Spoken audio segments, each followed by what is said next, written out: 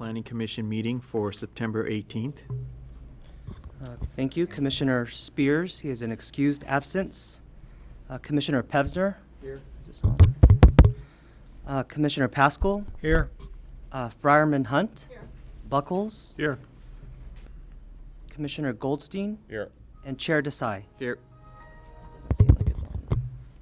And at this time, would like the City Attorney Highsmith to... Mine's on. Is it on? Okay. And can you hear out there? Do you hear that? No, you got no sound at all. Lights are on. Yeah, the lights are on. No one's on.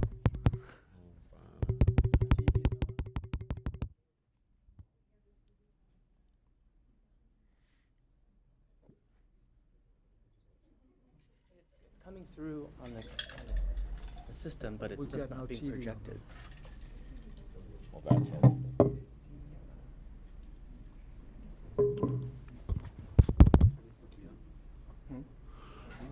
Yeah.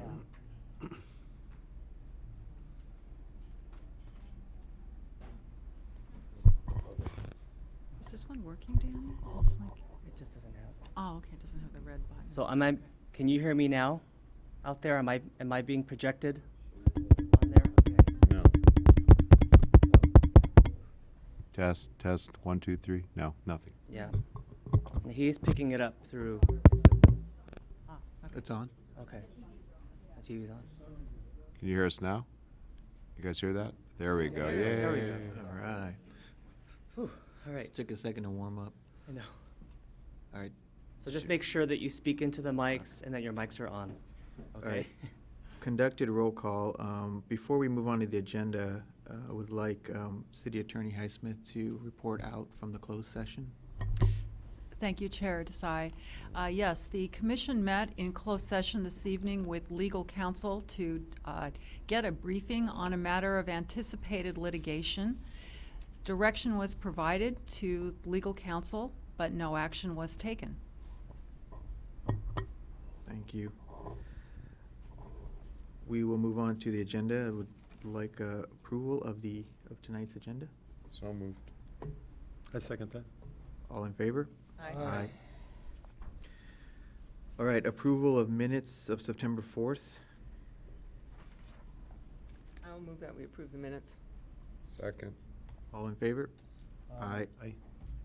Aye.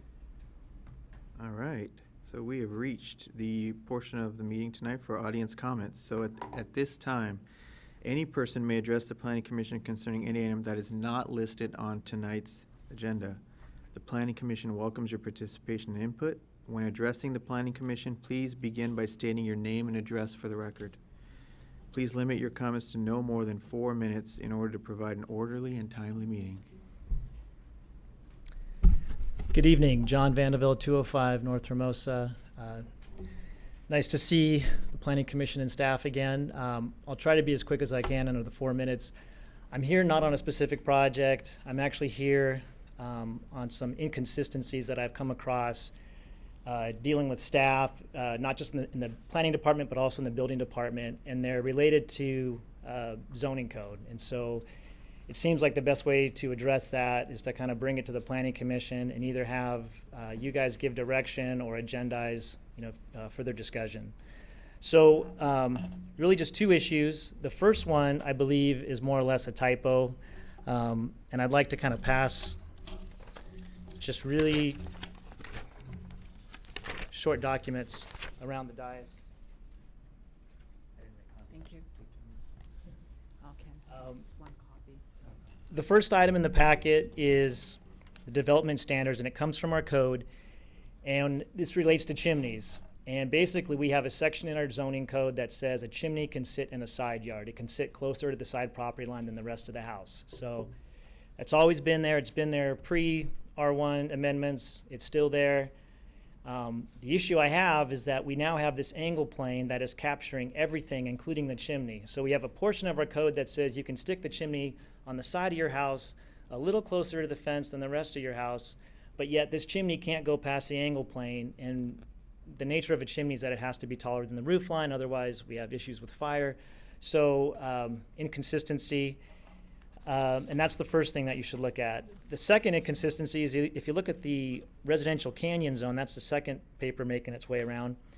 The residential canyon zone specifically says this is an angle plane, the house must stay within it with the exception of the chimney. So we've already kind of pulled the chimney out of the residential canyon zone.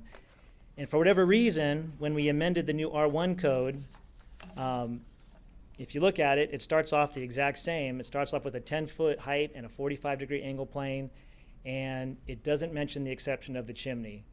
And I know we think, oh, well, it's no big deal, but it actually is, because not having a chimney be able to break that angle plane really limits where you can place a fireplace in the floor plan. And if you look at the reason why that angle plane is there, it's to limit mass, it's to limit bulk, it's to minimize issues with views being blocked and privacy. And chimneys don't impact, there's no windows in chimneys, they're not blocking views, they're not creating shade on the neighbor.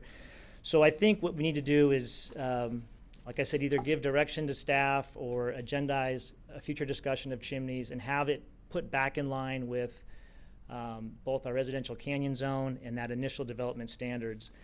The last 2 pages with what I passed around are actually where we lifted our new R1 amendments. I was on the commission when we did this, and I think I'm the one that kind of encouraged our staff to look at standards developed by La Cañada. And I want to say all the adjoining cities treat chimneys the same way. They're kind of like roof eaves. They've always been exempt from the angle plane. And if you look at this handout by La Cañada, it specifically says chimneys are exempt from the building bulk limitation. It talks about how many chimneys you can have on one side and how big they are. The last sheet is from Pasadena, very similar references. It says the chimney can project 2 feet into the side yard. It can violate the angle plane. So I would encourage the Planning Commission to kind of clean up that portion of our R1 code. I think it's unfairly dictating, I think, poor design in some ways with future development in this town. Second item is definitely not a typo. It's the issue of bedroom. And I know since I've been on the Planning Commission, it's always been a sore subject. And I know recently staff has been directed to kind of capture more spaces and label them a bedroom. But we have some, in dealing with it now, I'm seeing some trouble. And again, not on a specific project, but I kind of feel like moving forward, we need to address this. So I kind of see 3 issues with the way we're treating bedrooms. First of all, we've created this list of which rooms are not a bedroom. We haven't defined bedroom, but we've said the bedroom is not a kitchen, living, family, dining room, or bathroom. And basically, it implies that we have this list of spaces that we can label all our rooms. And my first fear is that you could have a developer with a very open floor plan, have one big space that's kind of a kitchen, dining, family room space, and then they could theoretically label bedrooms dining rooms, because to me that list kind of implies you're allowed them as a shopping list. And once you've used up those designated rooms, then you start counting bedrooms, which to me is not the intent. The second problem is I see too many spaces getting captured that legally can't be a bedroom. The biggest one is, the biggest problem I see is life safety with respect to egress. But for instance, legally, there's no distinction whether it has a door or whether it has a closet, but it does have to be 70 square feet. It has to be at least 7 feet in the smallest dimension. It has to have a ceiling height. It has to have, more importantly, an exterior door or window so that you can escape in the event of a fire.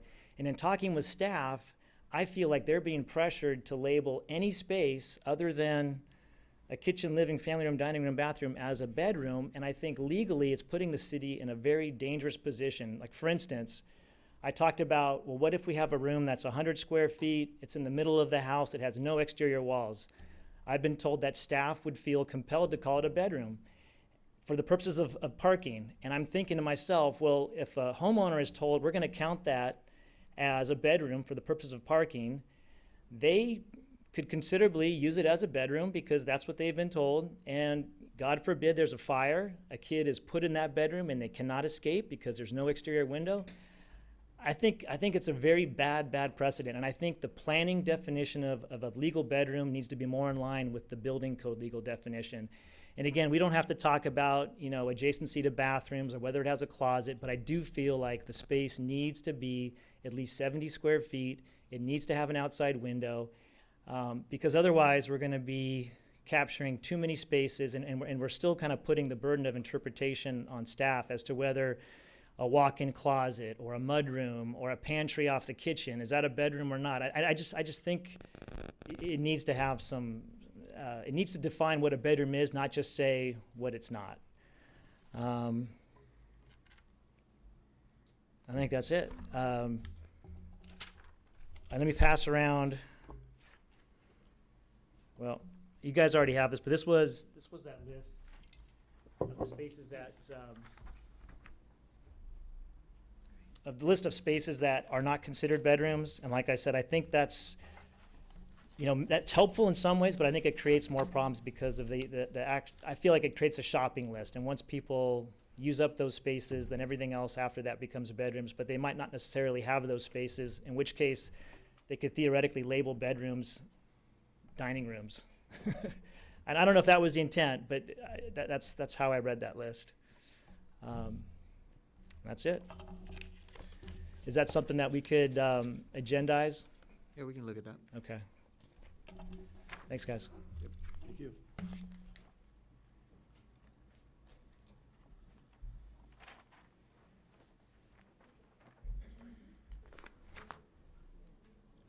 Good evening, Commissioners. I'm Barry Gold. I live at 441 Ramona Avenue. As you all know, the support of our community to preserve the uniqueness of our very special town by preventing the McMansionization of Sierra Madre has been tremendous. Soon you will send the general plan update to the City Council.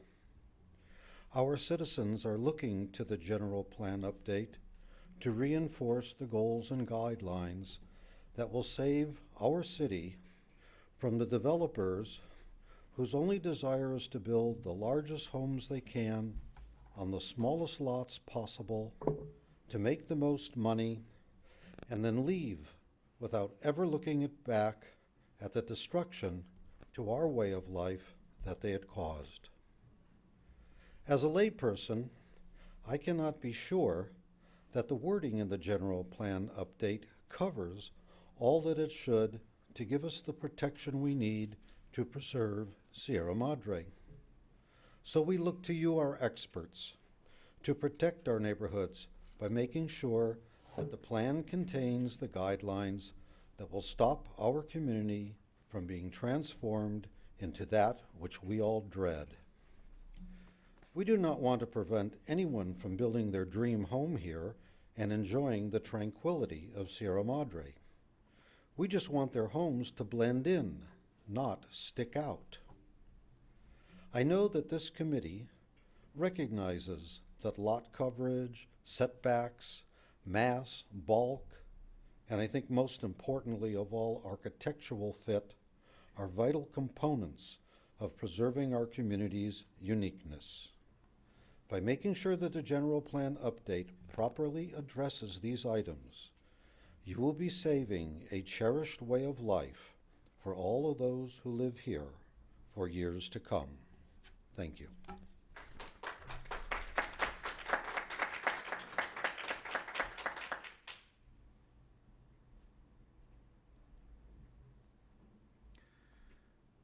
All right, at this time, we will close audience comments and move on to the public hearing portion of tonight's meeting.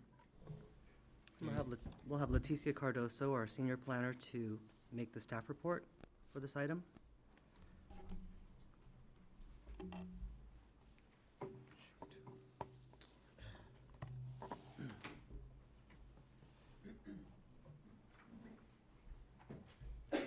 Good evening, Chair and Commissioners. The next item is Certificate of Appropriateness 1401 to allow the addition of a 209 square foot storage room to the Hart Park House, also known as the Senior Center, at 222 West Sierra Madre Boulevard. This was continued from the June 5th meeting. At that meeting, you reviewed the revised design for the storage room addition provided by Commissioner Buckles. The design included a recessed wall trellis along the north elevation and a recessed window along the west elevation of the proposed addition. Here, you're basically just seeing the existing elevation. This is actually the west elevation, as you can see, and this is the proposed, what first came before you originally. And again, this is the proposed elevation of that addition on the north. The drawing that you're looking at is the proposed revision that Commissioner Buckles brought to the commission at the June 5th meeting. That included a recessed window along the west elevation and a recessed trellis along the north elevation.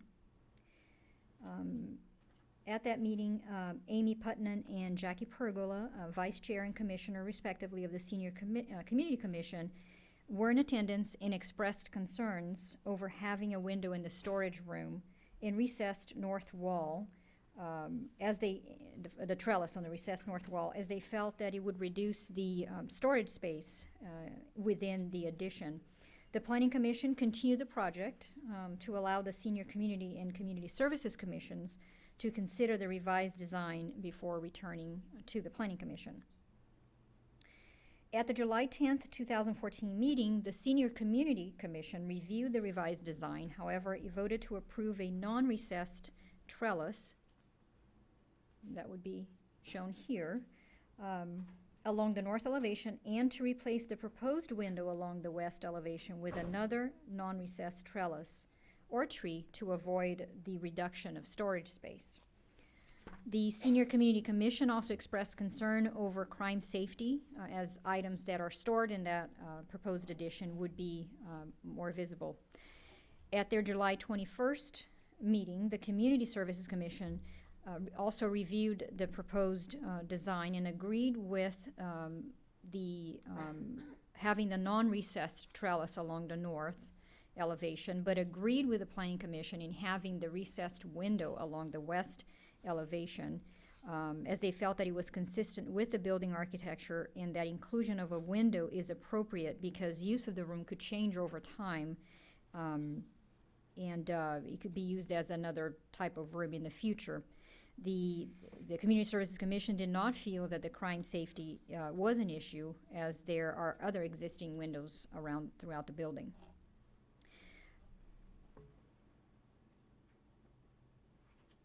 Here is the proposed floor area with the additional storage room here showing the recessed window. The alternatives tonight before the Planning Commission are to approve the application based on the design that includes the recessed trellis along the north elevation and a recessed window along the west elevation. Also, another alternative is to approve the application based on the design that includes a non-recessed trellis along the north elevation and a recessed window along the west elevation. And lastly, to approve the application based on the design that includes a non-recessed trellis along the north and a non-recessed trellis along the west instead of a window. Staff's recommendation is that the Planning Commission approve either alternatives number 2 or 3 and direct staff to prepare a resolution to this effect. So that concludes my presentation. If you have any questions, I'm here to answer them.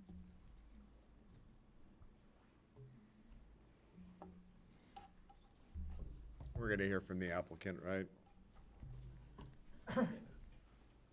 No, this is, We're not going to hear from the applicant? the applicant is the city, and You just did. you just did. We're And going to hear, we- but I'm taking the senior commission still disagrees with they want recommendation C. Is that where we are? That's right. That's right. So can we The hear? The Senior Community Commission has given their thoughts on the proposal, as well as the Community Services Commission. So are we able to hear from them tonight? If they're in They wanna attendance, speak. if they wish to speak. Okay. Yeah.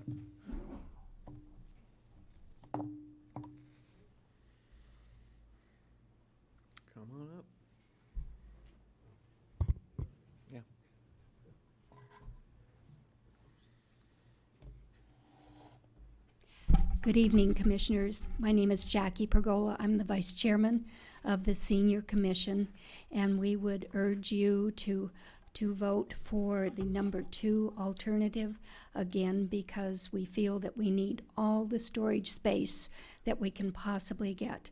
And it is a small addition to the building.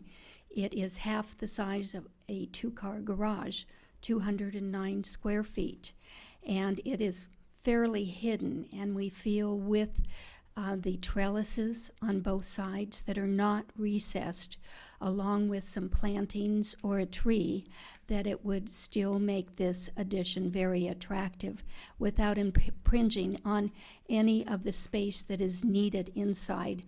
That building is owned by the city. It is used by many, many of the service organizations in town, and they each have their own tables and podiums and a lot of excess there, and moving all of that around is very difficult. So this is why we want to have a proper storage area when these things are not in use, and we would love to have as much space as possible. So please consider it. Thank you. Excuse, may I ask? You said you wanted option number 2, which is the one with the trellis and the window. Non-recessed. Excuse me, number 3 with the 2 trellises that are non-recessed. Okay, so you want Sorry about option that. number 3. Yes, number 3. And you guys are funding, you raised the money to fund this, We are funding it completely through the Senior Commission. and if the mandate is to have a window, do you still want to proceed, or do you not want to proceed if the We mandate- will go with what the Planning Commission So you're gonna build either decides way. upon. Okay. We would like to. Mhm.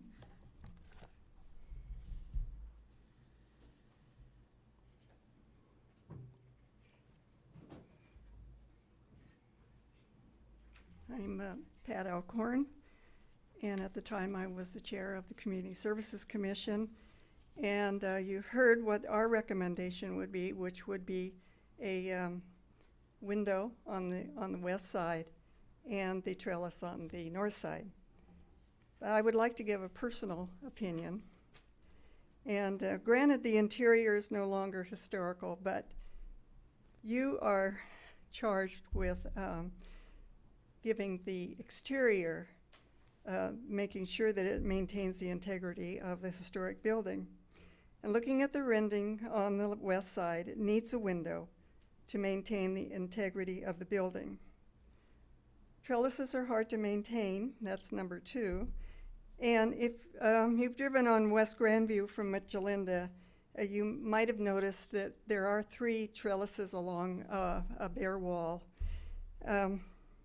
They weren't especially attractive when they were new, but now they are askew and vines are sparse, and obviously from lack of maintenance, they are not attractive at all now. You have consistently said that the design, appearance, and style of a building can't depend on landscaping. This plan is asking you to cover up the lack of design and style by landscaping. I ask you to approve alternative A, but at least with a recessed window. And at least, I think, a recessed trellis on the north side should be inset because it would conform to the style of the building. Thank you.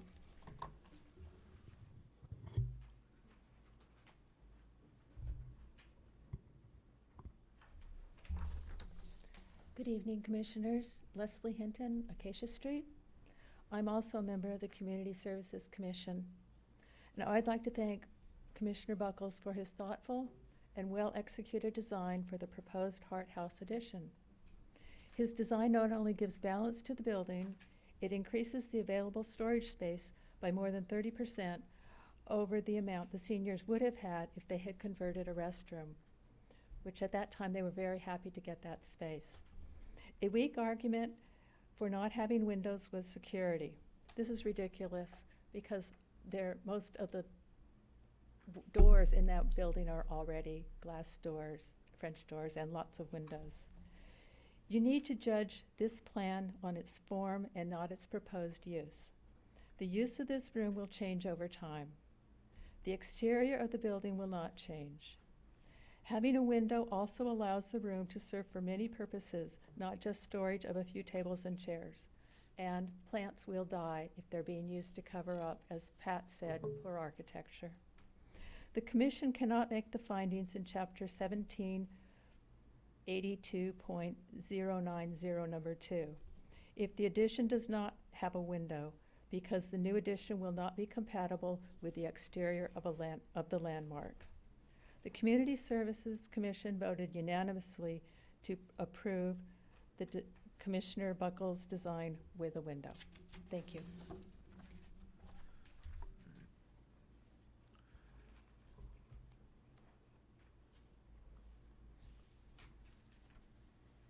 D. Alcorn on Grandview. Talking about the architectural integrity, rather interesting, about 3 days ago, Huell Hauser had a session on the 21 missions of California. And they are consistent with this design. This is part of the culture of Southern California, or of California itself. That represents an adobe wall. That's what it is. If you look at that design, any of the missions, any of the Southern California architecture has that sort of a process with it.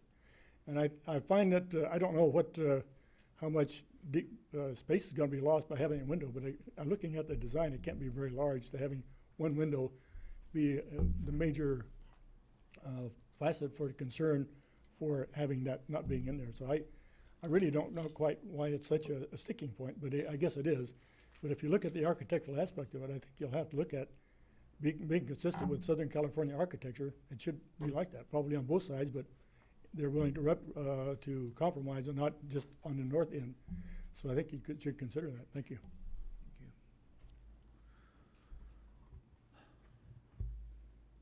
Hi, Barbara Lee. Maybe I haven't followed this so closely. Has the design changed from the northwest corner, or is that where the placement is supposed to be going? Because I'm not sure if that planting a tree makes up for taking out a tree and taking out the air conditioning heating unit, if that's the same corner. So unless I'm not following it. If it is that corner, I remember quite a few years back when Don Watts, who was both on the City Council and Planning Commission, said that the only historical area of the now called Hart Park House was the northwest corner roofing area. So if that's the only historical part, then I'm questioning if maybe we shouldn't then take it off the historical register, if we're going to be pulling off anything that's left of what is deemed historical. I also question that why would the request be put in by the city to build a storage room, but then turn around and say, in the future, those conditions may change? I have a big problem with that. I'm sorry it wasn't put in when they first designed the Hart Park House. But I think we should have a condition. If it's a storage room, it's a storage room. So, I don't know, the city's put itself in a quandary from designing its own, I guess, half a size garage storage unit. But those are my two questions. If it takes out the historical value, then take it off the registry. And if it's going to be future change, then I don't think it fits the criteria. Thanks. Thank you. I think we've sort of morphed from applicant to public comment there. So is there anyone else in the public? We'll open it up for comment on this item. All right, we'll close public comment, bring it back to the commission. Can I just ask one question? Is the outside of that adobe? It's stucco, isn't it? So I'm not sure with the historical nature. I mean, someone mentioned that the adobe of California architecture, so it's the inside that they're speaking about? Style. It's just a style. The not window the style, material. okay. All right. All right, thoughts? I'd like to have a window in there, both for the sort of historical architectural context, and also because I've worked in lots of places where rooms get changed in their use. Oh, I've worked in a lot of places where the use of rooms changes, especially when there's not very much room available. And this could end up being an office, because I've had offices a lot smaller than that a lot of times, or some other use. And I think for that reason, having a window would be very useful, and also because it would look a lot better. So I'm really supportive of having that recessed window. Just the one option? Which one are you? I think the non-recessed trellis is fine with me.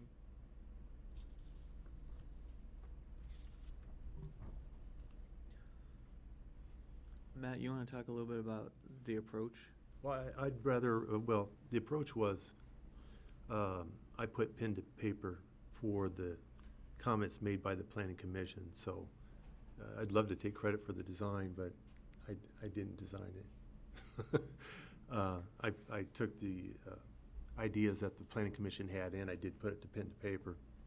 But I don't want to, at this time, say which option I would go with. I'd rather hear the rest of your opinions, and then I'll chime in the last. Well, was there any thought to the recess versus non-recess, the recess trellis? No, As a feature? I'm okay with it either way, in my opinion. I think it would, either recessed or not recessed, it's still gonna As an element? provide relief on that elevation, yeah. Well, I'm sort of on record as supporting them getting the most square footage out of this. The side window is not a deal breaker, but I think that encroachment of 18 inches, as we did the calculation on both sides, even on one side, cuts out, almost 2 feet by, 10 feet on one side.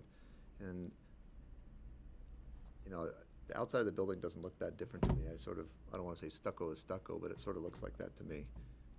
Not to detract from the historical nature of the building, but I think the rest of it still speaks for itself, and it's very little to sacrifice.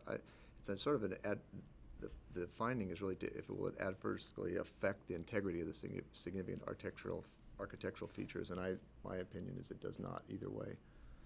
And I'd be amenable to giving him the most square footage as possible.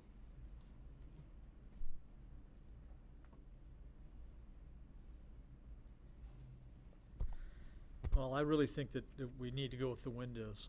I do agree that when you put up a trellis, you're basically, the maintenance is like lifelong for somebody to do it. And usually what happens, the person continues to live as the plants die off real quick. And basically then you have the trellis up there with nothing on it, or dead brush, and I certainly understand where that's a problem. And I don't know, maybe you get the garden society to go ahead and keep track of that, but I think that's a maintenance problem that's going to work its way into being around for a long time. I do like the fact that there is the growth in front of the windows on the west side that you have in the drawing, because I think that certainly adds to the building.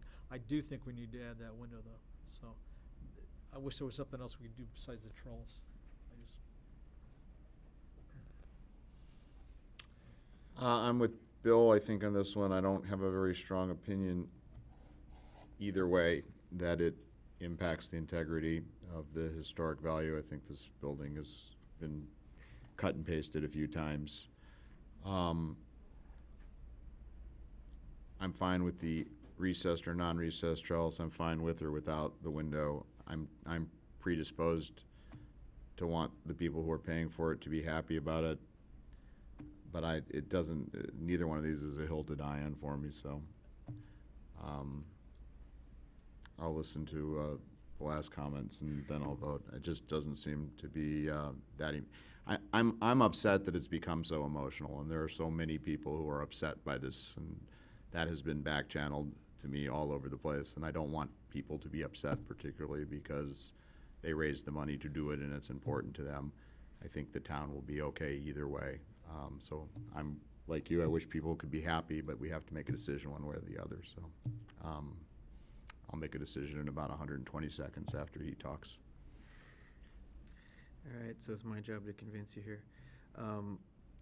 I actually think the window is kind of an important element on that west side. I think that there's an integrity, whether it's historic or not, put that aside for a second, but I think the integrity of the design and the facade, I think there's a blankness there, and it looks like a total appendage added on, whereas you look at the other sides, there are those recessed windows included. So I think for consistency's sake and for just breaking that elevation up, I'd like to see the window there on the west side. On the trellis, I actually like that element. I mean, I know there may be some maintenance concerns or longevity of life. And in that regard, I think a recessed trellis alleviates some of that. I think it protects that element. It's not an appendage to the exterior of the building. I think if the trellis also were to fade into the sunset, you could have this recessed articulated element that's part of the building and the architecture that the trellis sits into. So, but I think I'm more inclined, you know, if that eats up valuable square footage, then I would like to see that element there, whether it's recessed or not, personally. So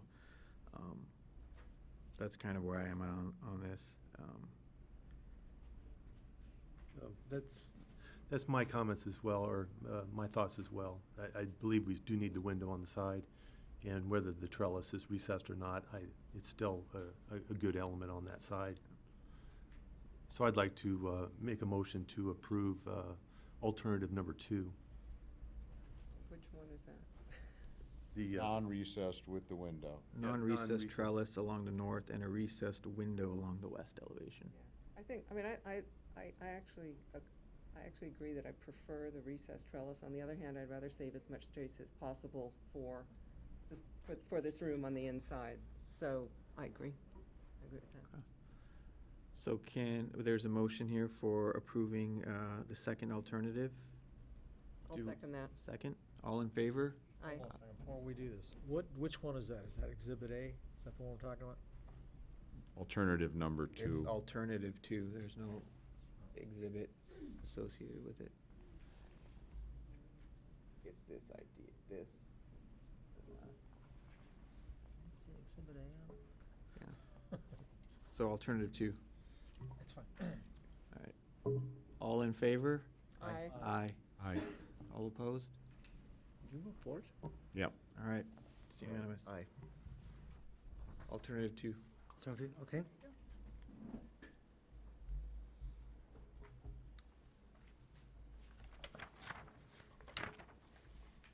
All right.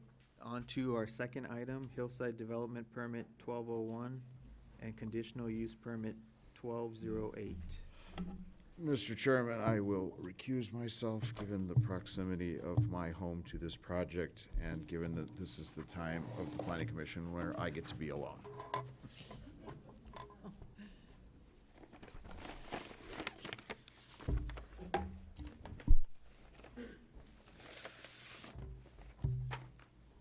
Okay, and Derek, verification will provide the staff report.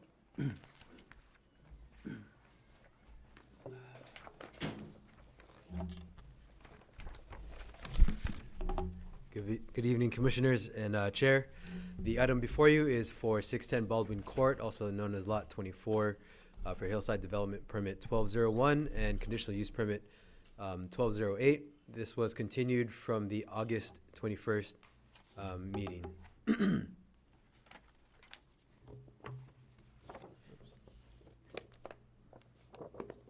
Okay, just some really quick information. I'll just go over this really fast.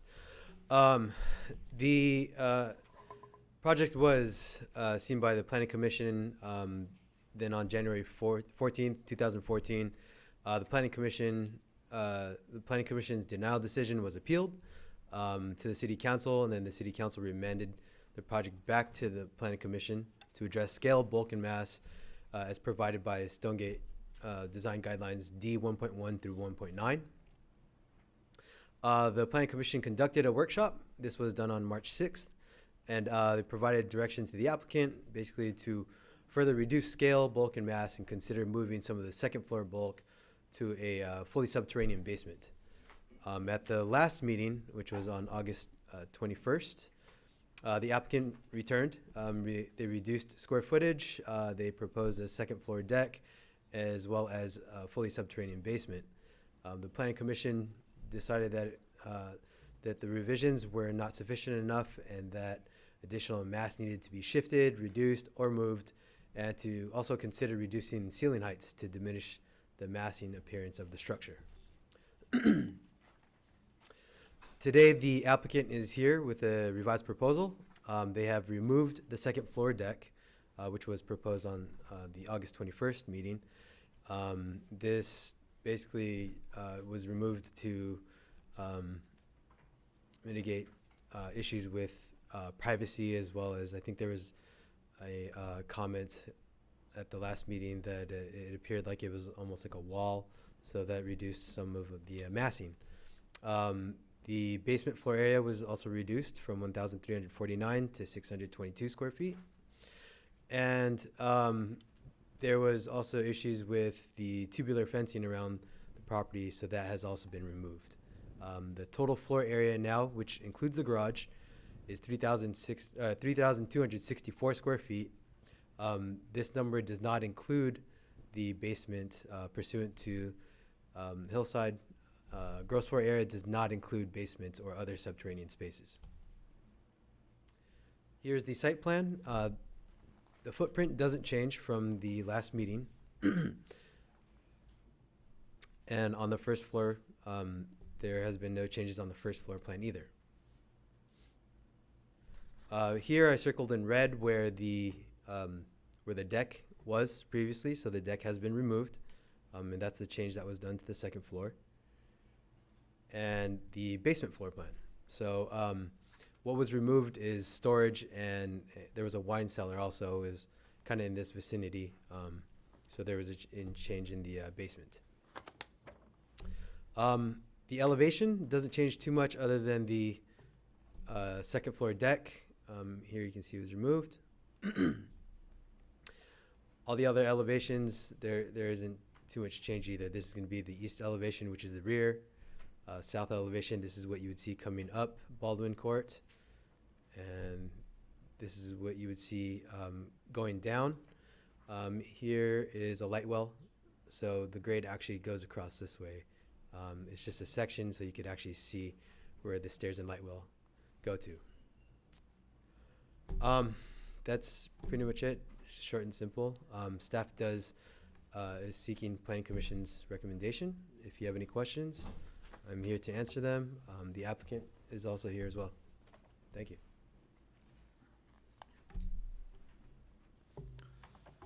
Should we go ahead and hear from the applicant? Sure. Can switch it over to our. Yeah.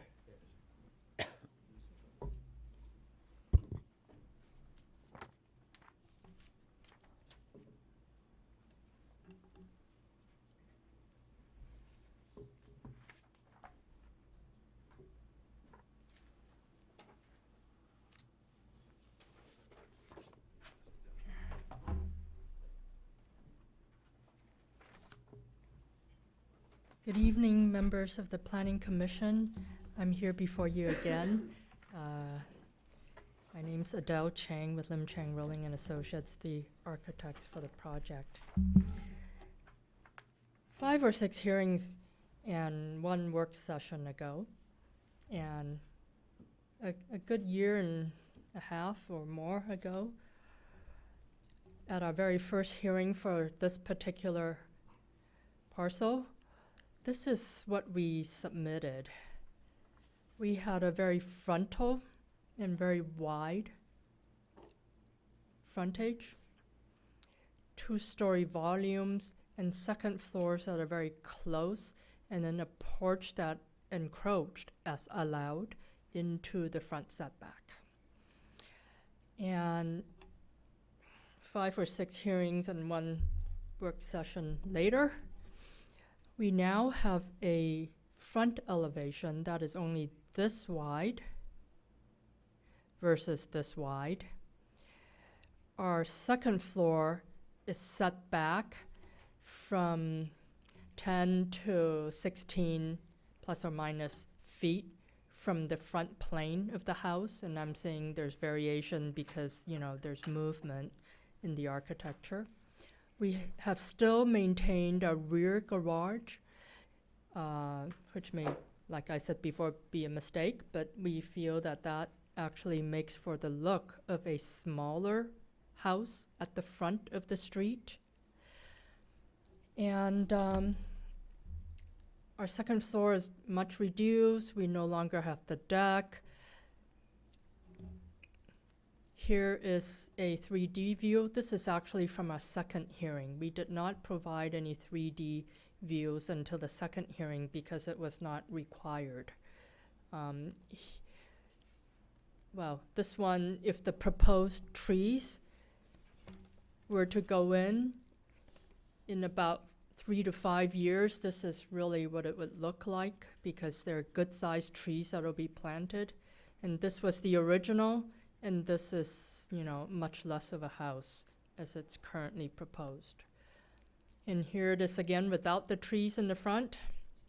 Once again, oops, sorry. A house that's much narrower versus a much wider and taller house, with the second floor set way back. And the garage just peeking slightly from the back. And this view tells the story the best, I would say. It's kind of an aerial view to show the amount of reduced footprint and how much we have reduced the second floor mass from the beginning to right now. And here's the floor plan. This is the footprint on the first floor of the original submittal many hearings ago and that was at a proposed 3,789 square feet, which includes a 420 square foot garage, which is exactly what you need, the minimum you need for a standard 2-car garage. And here's what our footprint looks like. We're now at 3,264 square feet, which again includes the 2-car garage. This is what the second floor looks like from the beginning to now. There's a substantial reduction of the second floor footprint. We used to have 2-story volumes at the entrance or in the living room and so on and so forth. No more. It's very low key and 1 story in the front. And I'd like to say that we are allowed 4,153 square feet by the settlement agreement, and we're now 889 square feet less than what we're allowed. And we are even allowed 3,501 square feet per the HMZ, even if the settlement agreement did not exist. And we are 237 square feet below that. So we really do not exceed any of the city's ordinances or requirements. We're well under, substantially under. I also want to say that a basement was reduced by more than 50%. I don't have it in the presentation, but there are people who have mentioned that, you know, they're against mansionization. A house with 2,800 square feet of livable area is not a mansion by any means. It is very close to what is currently the average size of house in California. I'd like to say that, I mean, of course, there are people who live in smaller homes. And then the survey I did about 4 hearings ago, maybe 5, of homes throughout, and some of you may not have been here, of homes throughout the city of Sierra Madre showed a large number of homes that are substantially larger in square footage. And I should have brought that back maybe, but if you go through your records, you'll find that to be there. I feel that we fit into the community. This was designed as a Spanish colonial home, and there are many, many examples of that style to be found in the city. a slideshow that I did 4 or 5 hearings ago, showing examples from around the city and specifically in the canyon areas, showed examples of that. And some very nice ones, and which we are trying to emulate. So I feel we really do fit into the city's aesthetic, as well as way of living with this house, or what this house is proposing as a home for families to live in. I'd like to say that the design guidelines too, the gentleman, the very first speaker, I really highly appreciated what he said about the zoning ordinances. We came across the same inconsistencies. Because there are larger issues, we just kind of sidestepped it. We decided not to have a chimney, instead do an appliance fireplace, just so that we could avoid all those issues. Other comments about bedrooms and all that, I completely agree. I saw all of those possible pitfalls. But I found many of those in the design guidelines as well, such as showing houses on ungraded slopes, whereas we are here with a proposed home on a flat pad with manufactured slopes to the sides. So I would like to say that it's a very, very, very different situation than some of the illustrations that are being shown in the design guidelines. So I'm available to answer any questions from you, and ready to hear all the comments from the community as well. Go back. Wait, before you go away, can you go back a couple slides to the Yes. three-dimensional views, just so we can, This one? Is that the last, was there one after that? Yes, this one? No, that's the one before it. Is there one after that? This is the back elevation. Mm-hmm. I think that this is, we threw this in for the heck of it. I really do not believe this will be visible from anywhere. But the view, this also shows the view from the south. Although, yes, it does, although there is a home. We're looking from the southeast corner here, right? Southeast, yes, Yeah. correct. But you probably would never see this view because there's a slope that's quite consistent coming across, in the back. But we would see the view from, say, the southwest corner. You would, so the view, this view, except a little lower, Well, this is what you would see more than this view. Yeah, you could also see it viewed from, looking up from the south. Yes, except there is a lot 26 and 25, which will one day, with luck, have houses on them, which will block some portion of it, but they're lower down. most likely the first story of it, because there's probably a slope that is about 8 feet, between 5 to 8 feet, between the next pad and this one. I have to go back to double check. So it'll block a portion of it for Right, sure. but you'd be likely to still see the A second portion of it, yes, but not so much the back, more from the side. Well, I'm Because thinking from the that back, there's we the don't- slope. Yeah, we don't really have that view from the south. No, I don't. No, I don't. Thank you. At one time, we had a fly-through in one of these hearings, or in several hearings, and because of the cost of doing that, we just kind of stopped doing it because we didn't think it made any difference to you guys, to be honest. So here we are. Thank you. Thank you. Adele? Yes. Excuse me, you didn't lower the ceiling heights at all? No, I didn't, because our clients are still concerned with marketability. I feel personally that it's possible for the second floor to be lowered from 9 to 8 feet, but is a foot going to make any difference to you? I don't know. So your client didn't want to change it? I could probably convince them, because we could possibly use some of the attic space to create a sense of height in those rooms without having it appear. So, but we'll take that as a condition of approval if you should choose to approve the project. So, yeah, currently the second floor ceilings are flat. They're flat right now at 9 feet. Okay, that's, yeah, But that's a good we'll, idea. we'll take a 8-foot plate Yeah. if necessary. Yeah, a sloped ceiling would, Yeah. It's the first floor flat. It's a height.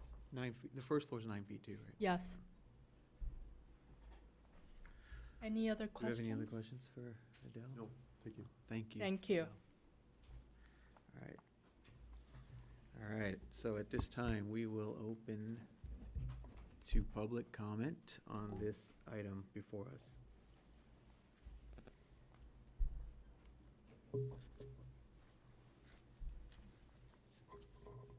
Marguerite Schuster, Mount Wilson Trail. Good evening, Commissioners. It appears that push has come to shove without a great deal more to say on this matter. There are indeed improvements to the plan over the initial submission, which help at least that much.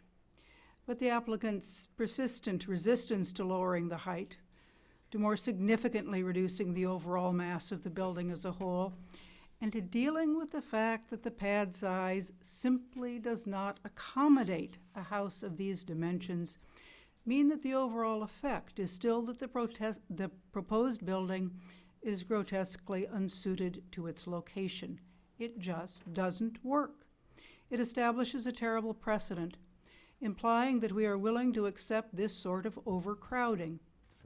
And if here, how much more pressure there will continue to be, both in this development and everywhere else in town, evidence of which we see with each new teardown replaced by a house shoehorned onto a lot. Witness Camillo for a current example. Capitulating here simply means more battles everywhere else, or else abject surrender. Every time we succumb to temptation, it makes the next challenge harder. The applicant's goals and ours are both understandable from differing points of view. We want homes preserving the integrity of their sites and of the long-standing tone and feel of our community. Builders want the largest edifices they can get for economic reasons and to meet the tastes of certain potential buyers who may like the town but are busy destroying it bit by bit, no doubt unintentionally, but certainly destroying it all the same. These goals are not compatible. We have failed over a long period of time to find any acceptable middle ground. Thus, all that remains is to decide to take a stand, to defend what we love, or to continue to give it away a lot at a time.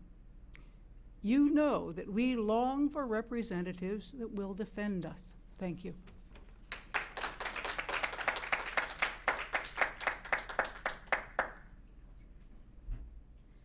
Good evening, Terrell Willis, Carter Avenue. Ms. Chang mentioned her survey of homes that she showed 4 or 5 meetings ago, and it was a tour of large houses on large lots. This project is a large house on a small buildable area. When the lot division was first before the Planning Commission of 2004, it was denied. The Planning Commission was not opposed to a development, but it was opposed to this configuration and advised the council to reject it.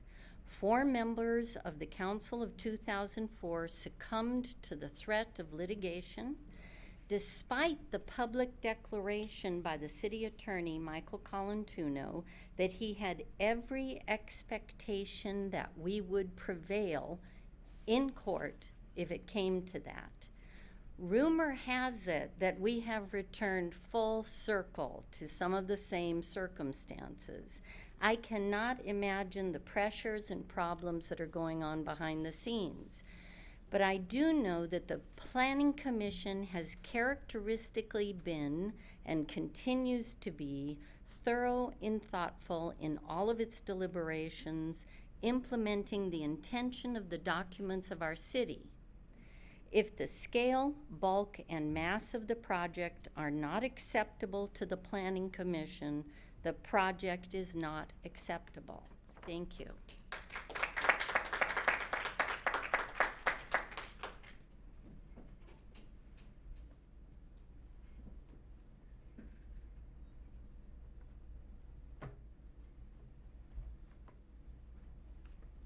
Good evening. Debbie Sheridan, Valley Vista Drive. I was not going to speak this evening, but I feel compelled to.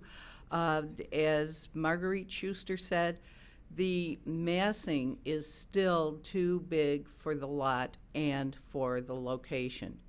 The bottom line is that this house still does not fit into the neighborhood. Architect Chang keeps reiterating they are allowed this amount of square footage. I'd like to point out that allowed does not mean guaranteed. Thank you very much, Planning Commission, for taking your job seriously. And as Commissioner Spears said at one of the meetings, you all have to live here after the developers are gone. Thank you very much.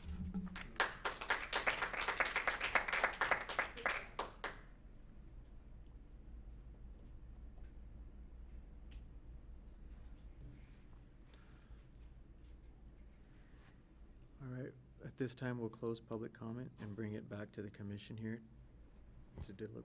Actually, Chairman, can we open it? I want to ask one of the. Oh, sure. I think it was Ms. Willis. Did you work with the applicant if you wanted to comment on some of the changes that were made? I think you and John Hutt, and was that you? No. No? Was it Mrs. Schuster? Marguerite and Caroline Brown. Okay. Yeah. I was wondering, Ms. Schuster, I'd like you to maybe comment further on what went on with that meeting that's no middle ground. Sorry, no middle ground. Well, these are separate meetings. John Hutt, I believe, met with the applicant. I'm not sure that there was anyone else present at that meeting. The applicant or some of the applicant's representatives met with Leslie Hinton and me at my home, where we included some of the suggestions that Caroline Brown had made with regard to the deck situation. And what we were looking for there was not something that created an increased sense of barrier, but something that more substantially, very much more substantially, reduced the overall size and bulk of that second floor. We were seeking at that point to move a substantial portion of the second floor to that permissible below grade portion of the building, and the 200 and some square feet that were placed below grade seemed to us to be an insufficient change in the bulk and the mass of the second story. So those were the major items that we were talking about. We also talked, as the Planning Commission has, and as John Hutt also did, about reducing ceiling height, and we have not seen that appear, at least, in any of the submitted plans thus far. Okay, so there's no review of what their product was. You weren't aware of it until the meeting when you saw their presentation. That's correct. Okay, thanks. Yes, my impression after the meeting at my home was that there were, not just with regard to this particular property, but also with regard to the development as a whole, more promising elements in play than were actually presented at the last Planning Commission meeting, where certain things that I understood to have been said at the meeting at my home were by at least implicitly taken back. Okay, I see. Okay, thank you. All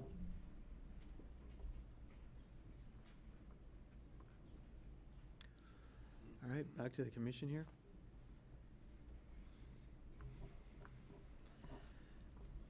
Where do we want to start? No one wants to start. No one wants to.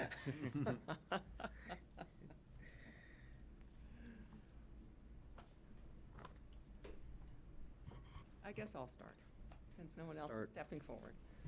I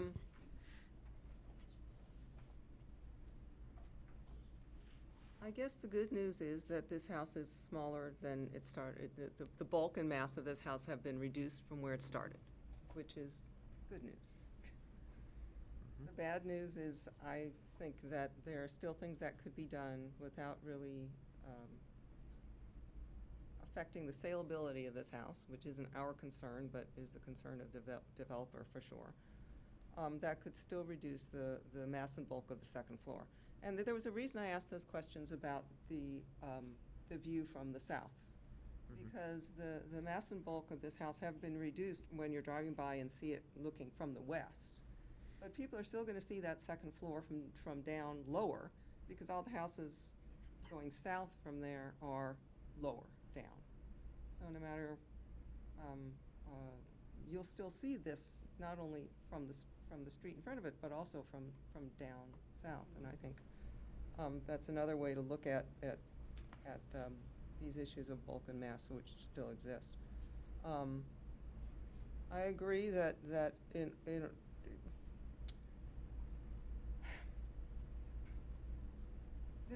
this lot has two different sets of things it needs to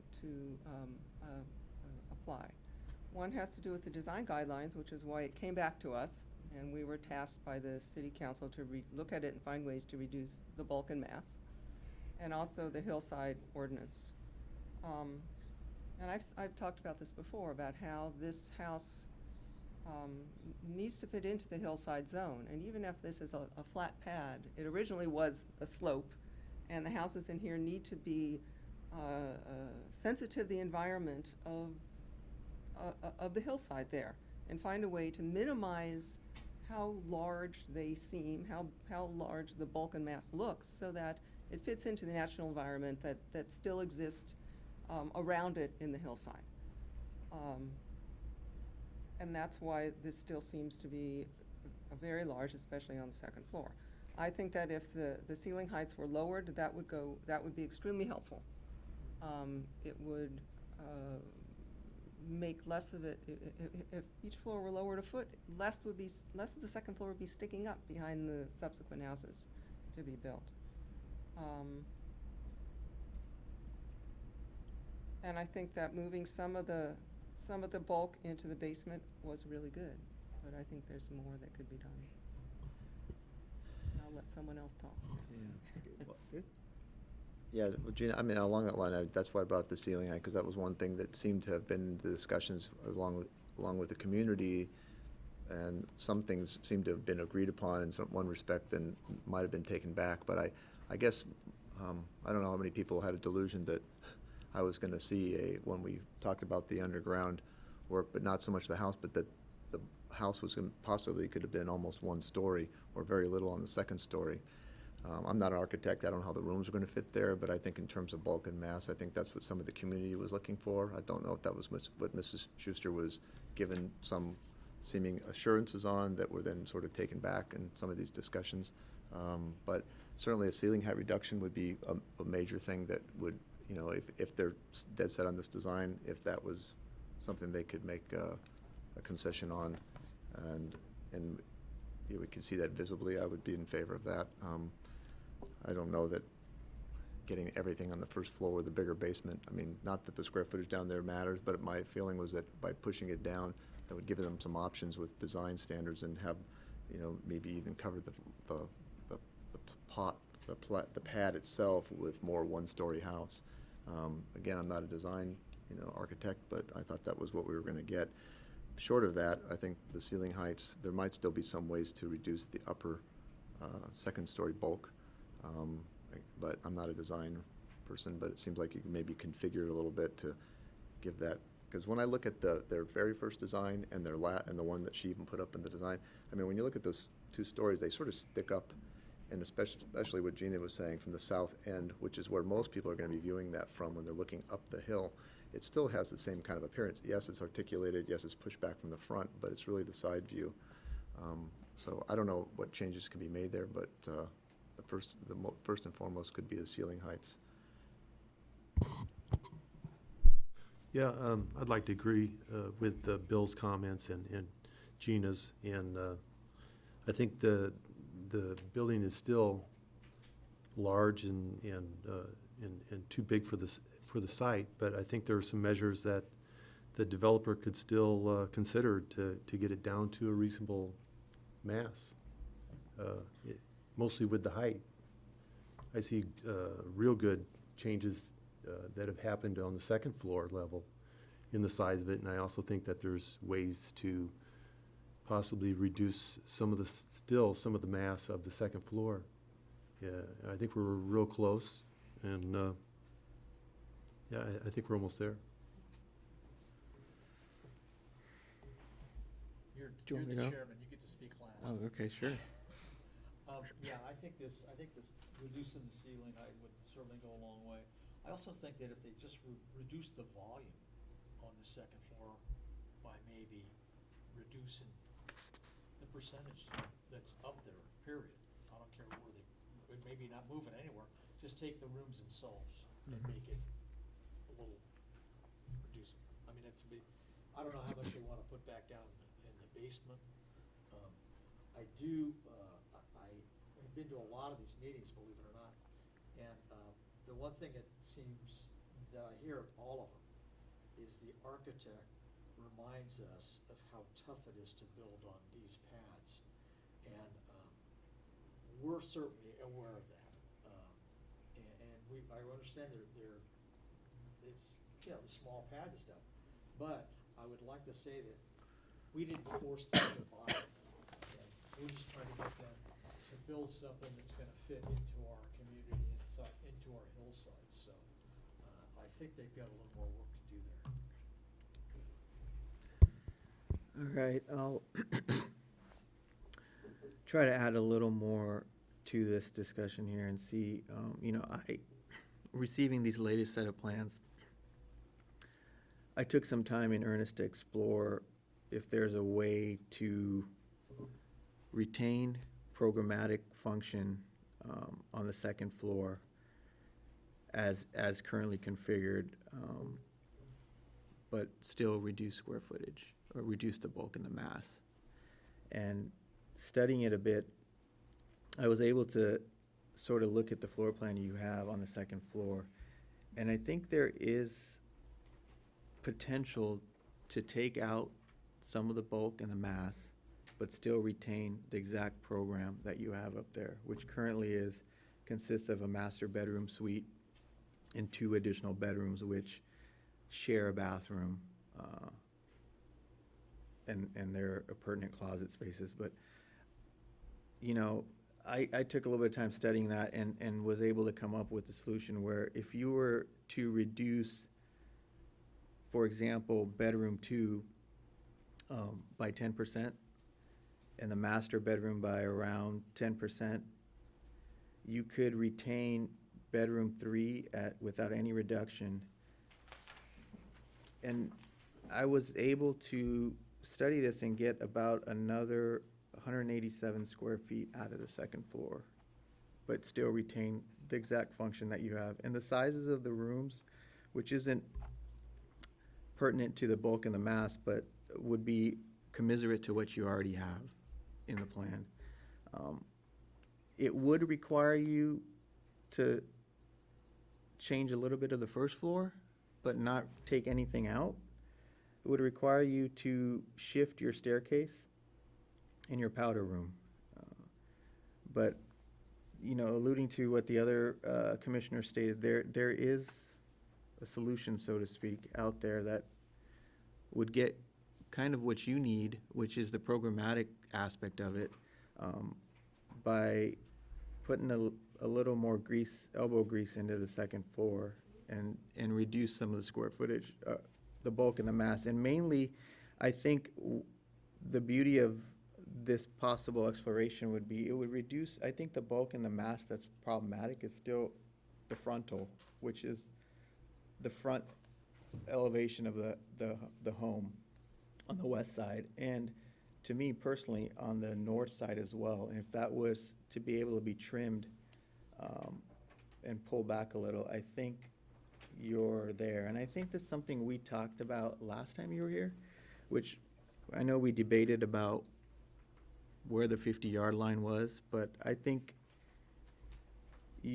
there have been strides made to reduce the square footage, and that was mentioned very clearly in the bulk and the mass. And so I feel like you're not far off, and there is a solution there that would get you closer and could reduce the house, the bulk of the mass on the second story, and sort of start to make this house fit a little better from its massing standpoint.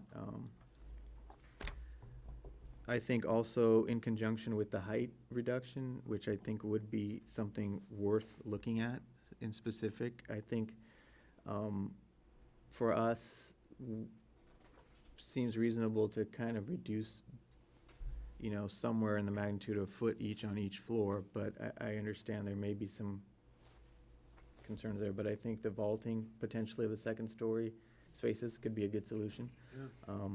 But a definite reduction in the height, overall height and the scale would help the project as well, and would help the house sit further down on the site.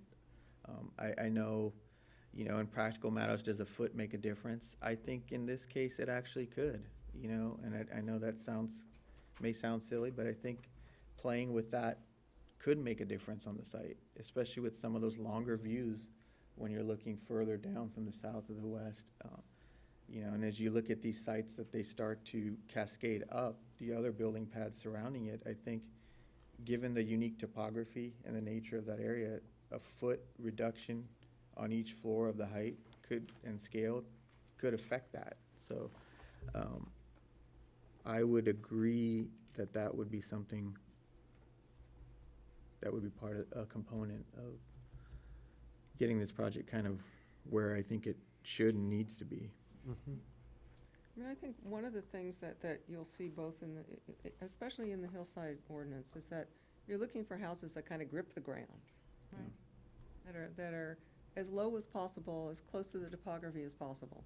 And I think if this house can get lowered some, that would really be an improvement here. I think it would make a difference, and it would make a difference from different views as well. I'd just like to say one other thing, which is that it doesn't count in the square footage of the house in terms of our deliberations, but the basement does, this sort of 600 and something foot basement does count in the usability of the house and the saleability of the house. And so even though from our deliberations, it's now 3,200 square feet from the usability standard. From the usable square feet in that house, it's closer to 3,800 square feet, right? With the basement, yeah. With the basement.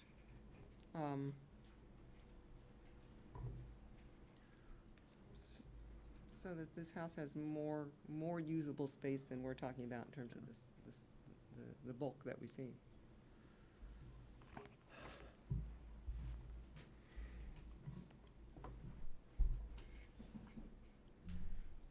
We've been to so many hearings. I don't know, maybe you guys like doing this over and over, but I'm getting kind of tired of it. I wonder, my preference would be to ask for an up or down vote, but if you could conceive of conditions, if it was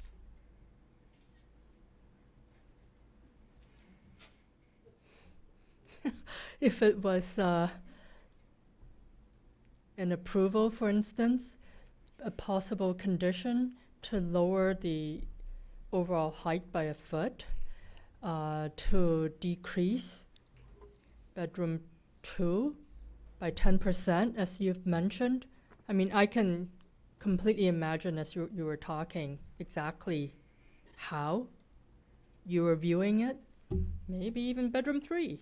If you can attach some of those conditions, I'd be real happy. Of course, my happiness doesn't matter, but I'm making that as a suggestion to save your time, staff time, my time, everybody, the community's time, because I believe you guys see a lot of projects through here, and you can visualize what it would be like if it was, say, a foot lower, and the second floor was reduced various ways by, 10% in this bedroom, another 10% in that bedroom, that type of thing.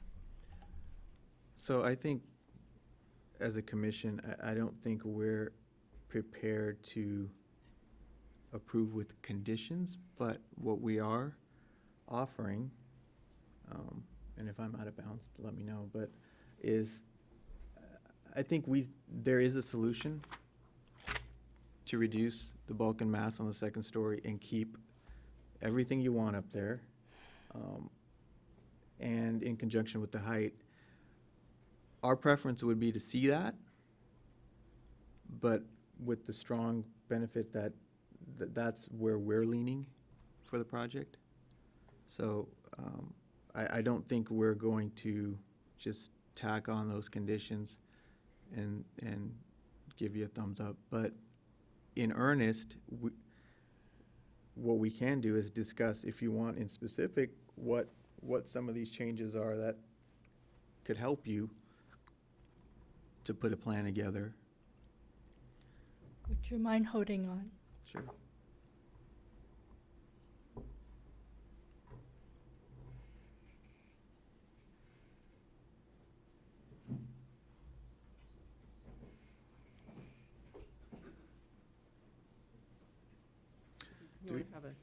Should we take a 5-minute recess? All right, we're going to take a 5-minute recess here and then reconvene.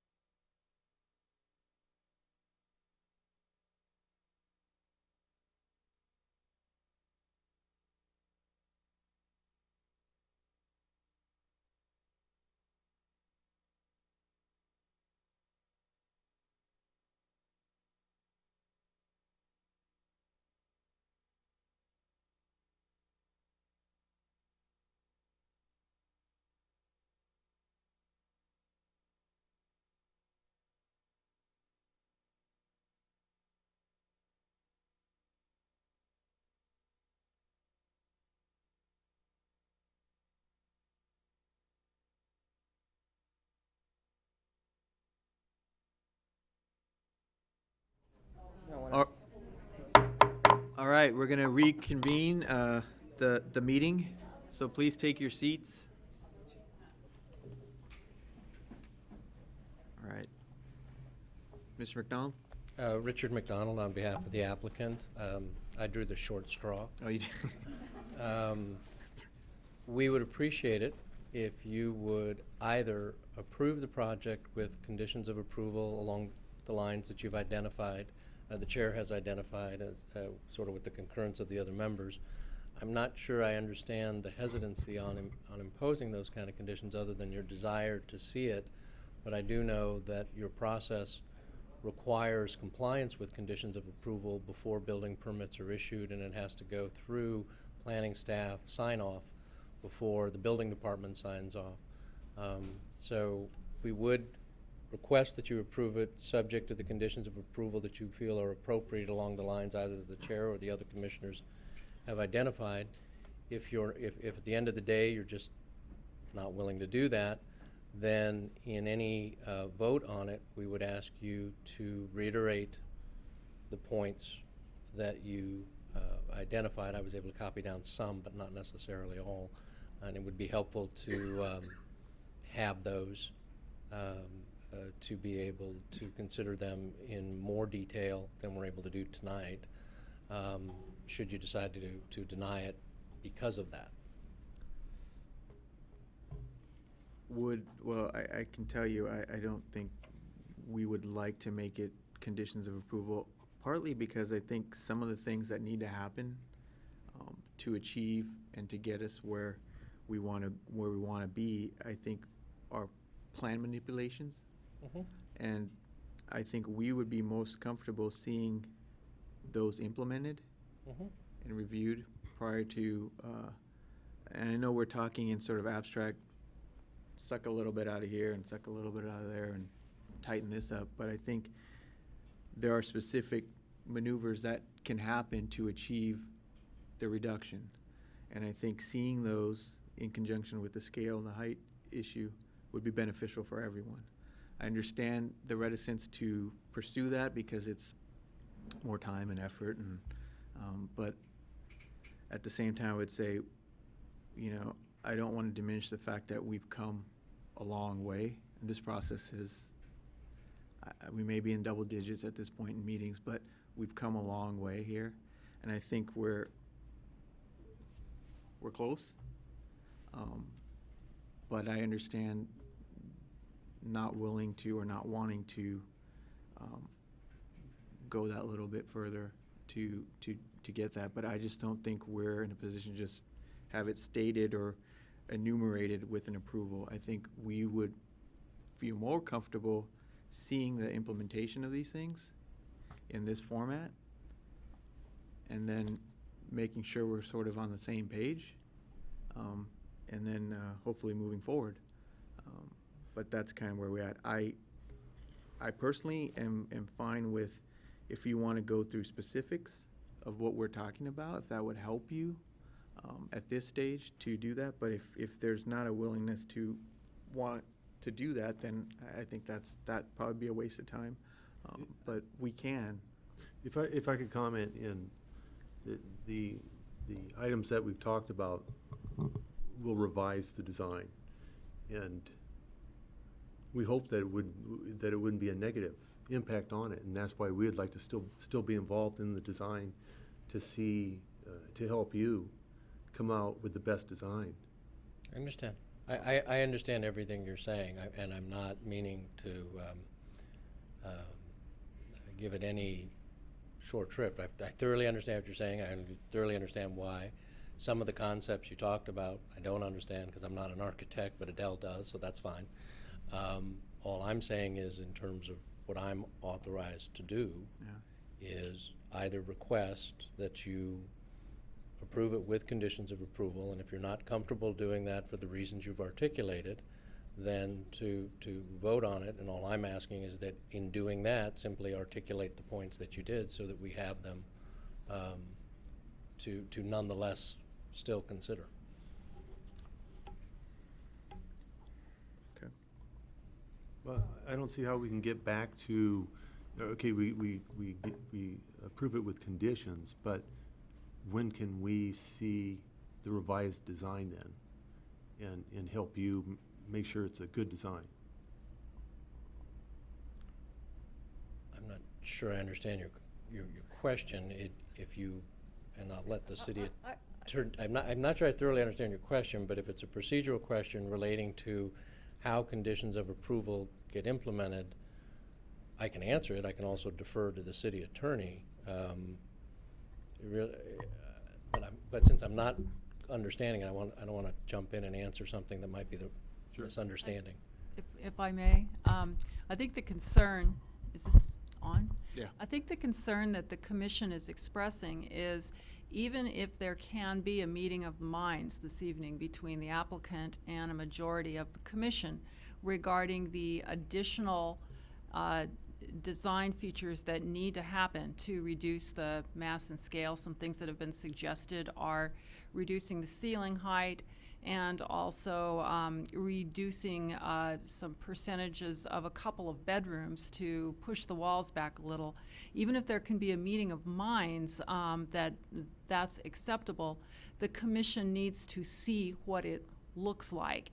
And to approve it with conditions, they are questioning how they would be able to ever see the result again, and that's the problem. That's the reluctance to just give you an approval with conditions. I think, if I might suggest, perhaps a way to proceed would be to try to flesh out conceptually some of the things, design features that might help here, and see if the applicant will give it a thumbs up and thumbs down, so that everyone knows whether it would be worthwhile to ask them to bring back another design that conforms with something that there might be a meeting of the minds on this evening. I would just like to say, I think, different people on the commission have some ideas about what we think could happen that's not so far from where we are here that could go forward. I don't think any of us are willing to say, okay, go ahead without seeing the plans, because that's not something our commission has done in something, in general, and especially in something as controversial as this. We want to see what we're voting on, and we can talk all around the concept of exactly what we like to do, but I need to see a concrete plan, because things happen between what gets said and how the plan gets drawn, so that we can't. I would never feel comfortable in something as important as this saying, yes, I have a concept and I want these changes and do it, and then we don't see a plan. But I think that we can flesh out what we're thinking of here, how much bulk we'd like to see reduced. And then, we can we've discussed this before, and we can, see if there's a consensus among the Planning Commission to go forward with that or not. And if there is, and if you were willing to come back to us with these changes, and and we could see those plans, we probably could come to an agreement. But I don't think we're there yet, and I think that we can tell you exactly what we're thinking of.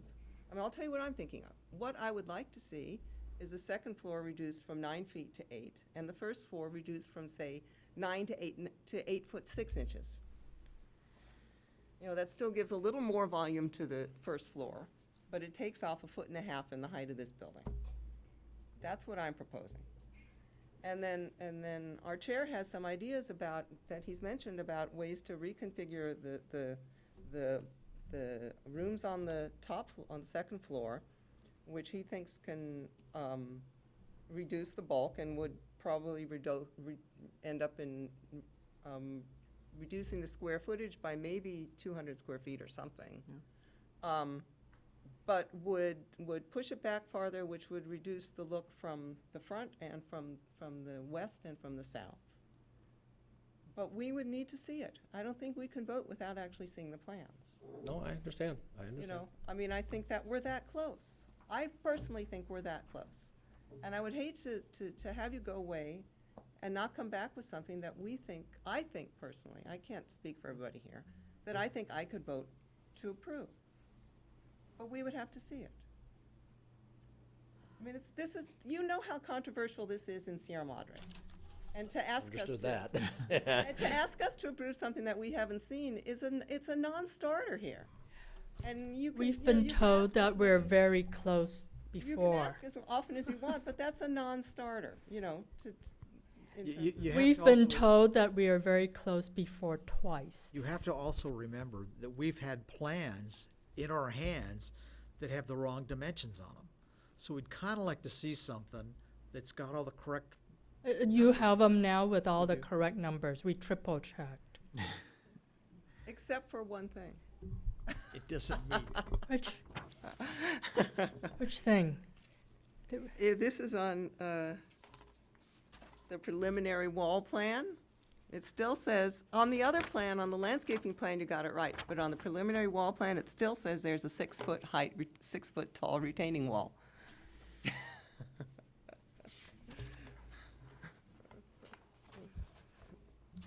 It's correct in one place, but it's still incorrect in another place. So.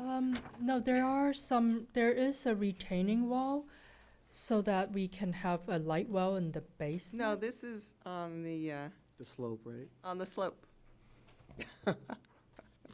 I wish those landscape architects or civil engineers could come to the meetings and hear all this. But I want to say we've been told we. I mean, it's right on one plan and it's wrong on the other plan. Okay. All right, I apologize for that, and I apologize on behalf of our consultants. But we have been told twice before that we're very close. But first, on lot 21, very close, clever solution.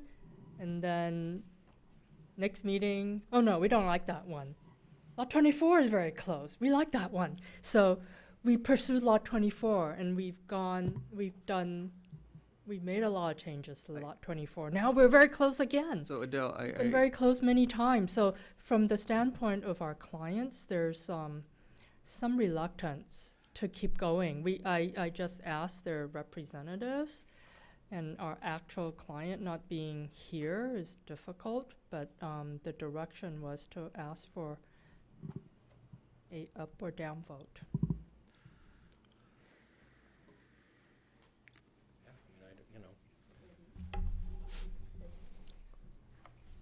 I would, all I can tell you is I have to work within the authority I'm given. And so that's why I'm trying to respect where you're at and what you feel you need, and I understand it. I mean, the visual. I think Adele was trying to articulate the client's concern about perhaps if they do it and it gets revised, then maybe somebody sees something else, and maybe it goes another round, and that's an equally legitimate concern. So balancing those two, I'm trying to sort of say, if you can approve it with conditions, great. If you can't because you can't see it, understood, then articulating what you feel is missing, as I thought the chair did a very nice job earlier. I just didn't catch all of it. Yeah, I think for the record, I mean, understanding where you're at with what you're able to give, I would like for the record to kind of go through how I think some of these manipulations can happen, whether, not as a condition of approval, but I think just to articulate those. So I think to achieve sort of the reduction of the bulk and mass on the second floor, on the ground floor, one of the first things that needs to be looked at is a shifting or rearranging, not really rearranging, but shifting of the stair and the powder room as a block, and to look at perhaps shifting those elements to the east, I guess, or towards the nook. I'm looking at a plan here, first floor plan. This would allow, on the second floor, to shift the bulk and mass on the front, which is the west side, to take all of that mass basically away.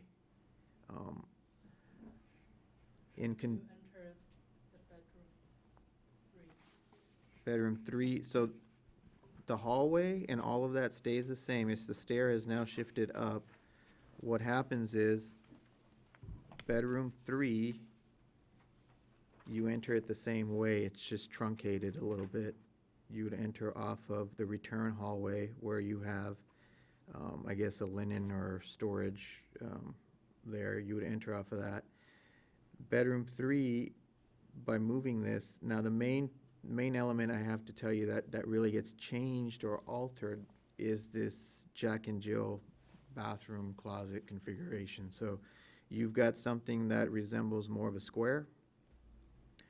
If you were to look at possibly arranging that in a more classic Jack and Jill fashion, where both bedrooms were to enter onto a common double sink area and have the tub and toilet areas to the north exterior there, you could truncate that area into a much shallower depth, which would allow bedroom 3 to push up, which in turn would allow the bulk and the mass on the front to be reduced by somewhere on the magnitude of 5 or 6 feet back further. By not, at the same time, not sacrificing reducing the size of the bedroom. Bedroom 3 would change in shape a little, but not reduce in percentage of size. Bedroom 2, there would need to be a 10% reduction in size, mainly coming from the east-west dimension. And then the master bedroom, there would have to be a reduction on the south side, and that's mainly taking off, I think it was a 1.4 foot or something like that, a little bit of square footage.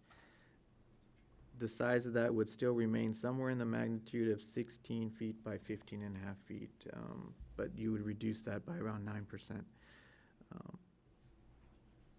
And then there was a little bit of reworking of the master bathroom, but very minimal to kind of get some of that square footage on the north side to pull that whole facade and mass back to reduce that by 1 foot, I believe. So, but the majority of the bulk and mass would come off the front of the house on the second story.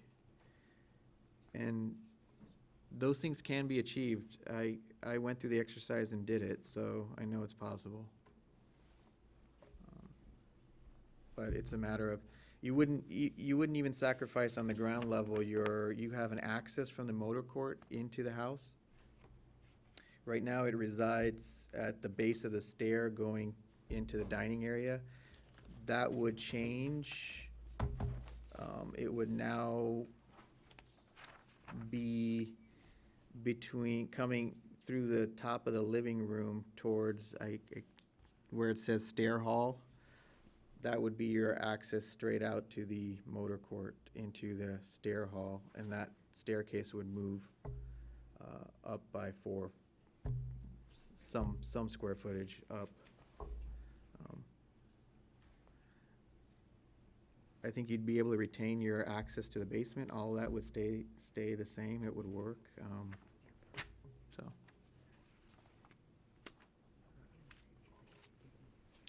I'd just like to note something about the procedure here that we would have to go through today. We don't currently, I have a question for the city attorney. Yes. We don't currently have a resolution for approval, right? Oops, pardon me. You do not. Whatever decision you make this evening, you're going to have a second meeting anyway in order to approve the resolution, whichever way you go. So no matter what you're inclined to do, it's going to take another meeting to do it. So I would still suggest just procedurally that that the applicant could perhaps give the commission a thumbs up or thumbs down on some of the suggestions that are being thrown out there instead of the reverse. Mm-hmm.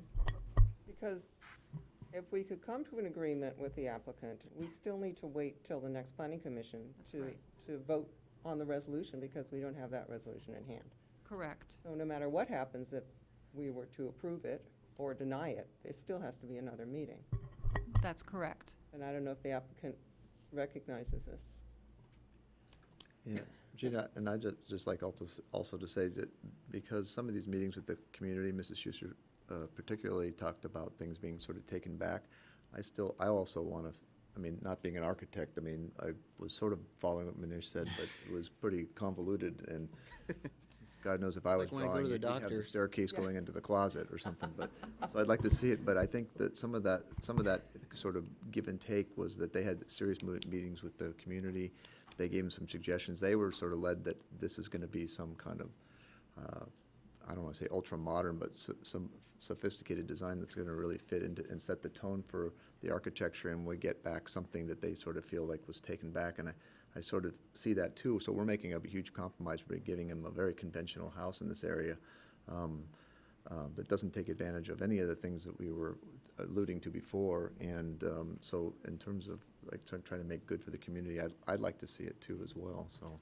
I don't know if you were having a conversation, I don't know if you heard what I said, which was that in any case, if we decide to approve or disapprove this, we still have to have another meeting because we don't have a resolution for approval on our hands. Right, and I heard So that if we can come to some agreement about this, that the concept that we see is a concept that you would be able to do, then we can have the resolution for approval at the next meeting. We can have these change plans and we could come to an agreement and vote it up or down. And that would just be that would be it. Right, I understand. What I was gonna ask is if you could continue this to your next meeting so that we can take all these suggestions and draw them up and talk with the client, see if it works. What I was gonna ask of. Just, Oh, if I sorry, could, go ahead. given the list, Mhm. what I'm now dealing with is we need to see what it looks like too. Yeah. So that Okay. was where I was So, going. we're at a point where we're balancing sort of all the things. Everybody's now gotten to the point where they need to visualize, and visualize means draw.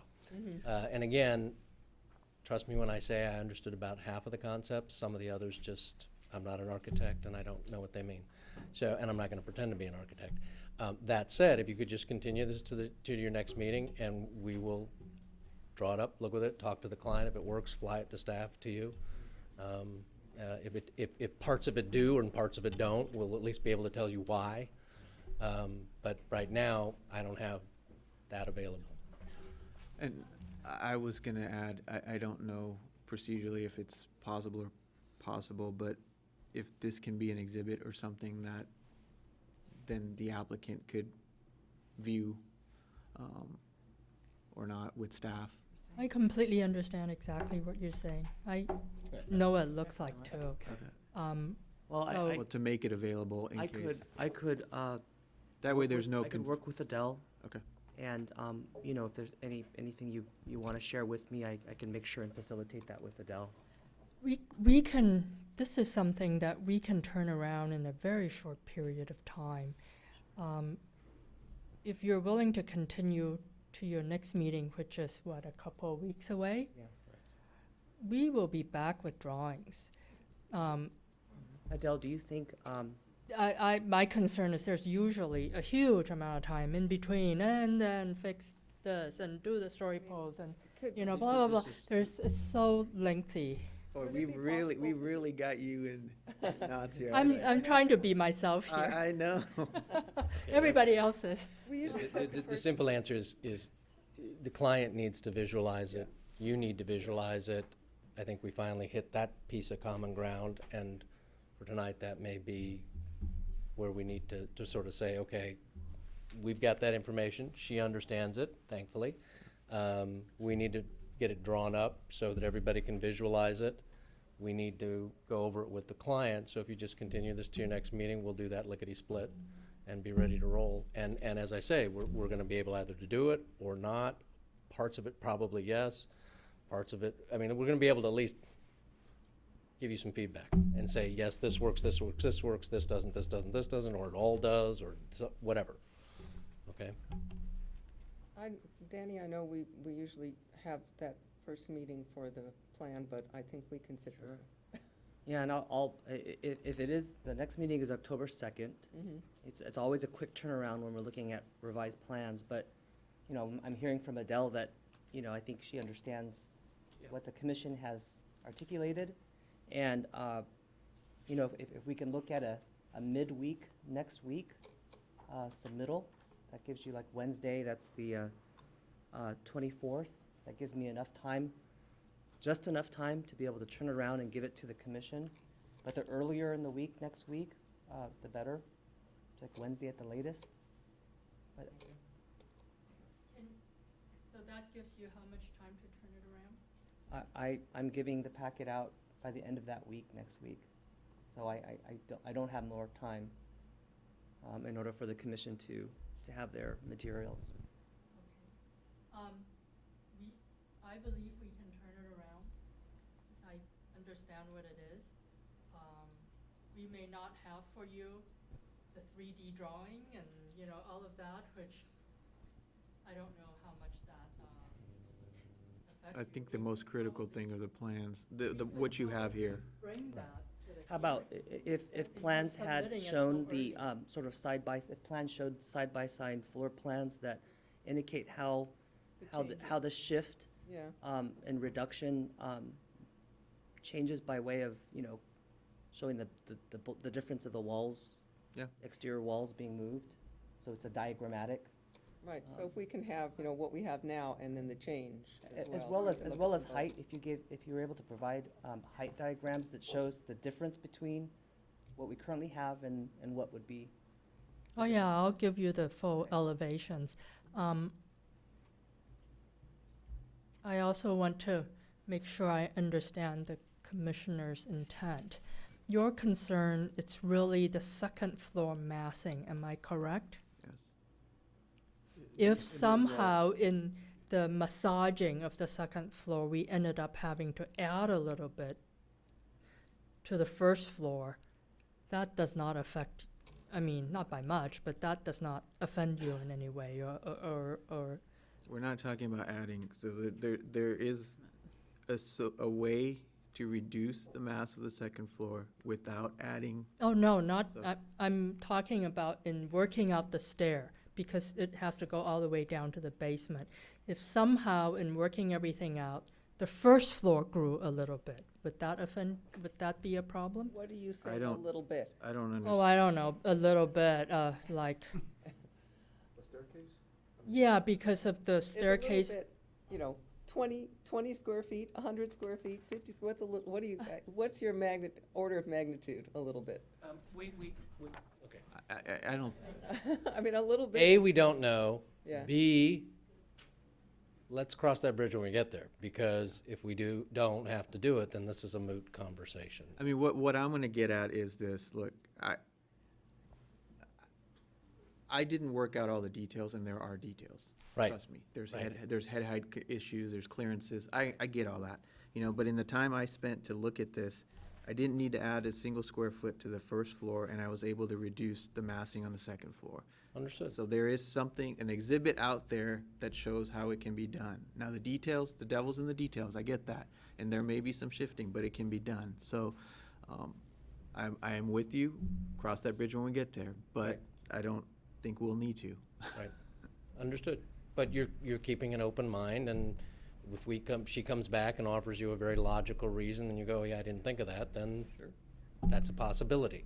But since it's only a possibility, not a probability, I'm just suggesting we not spend time tonight on it. Agreed. That's fine. Agreed. All right. I think with Think that, so. are you willing to make a motion now? Are you ready to make a motion for a I will make a continuance? motion to continue to our next meeting, which is October 2nd. October 2nd. Date certain, I'll okay. second. A date certain, yeah. All in favor? Aye. Aye.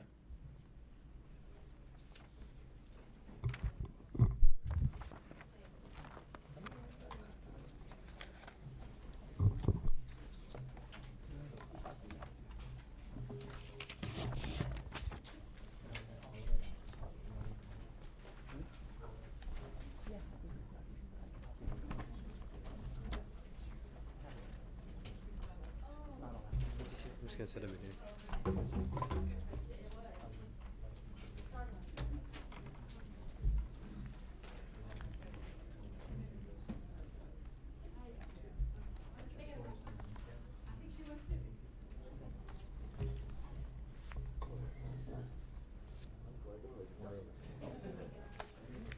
Wasn't it last item? Oh, yeah.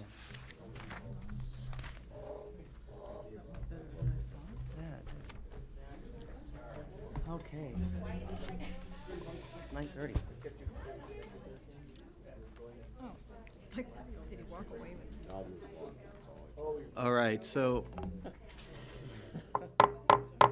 we still have another item on tonight's agenda, so we will move to item 3, Historic Cultural Landmark Designation, 354 North Cannon Drive. And the presentation will be made by Leticia Cardoso on this. Thank you. The next item is an application to consider a nomination as a local historic cultural landmark for the property located at 345 North Cannon Drive.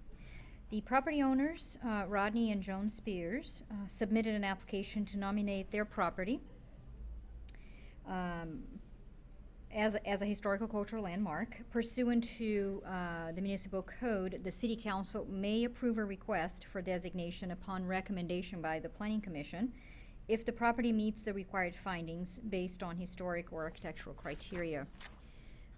The residence is a 3,006 square foot home, excluding the garage, and it was built in 1914 and then enlarged later on in 1922.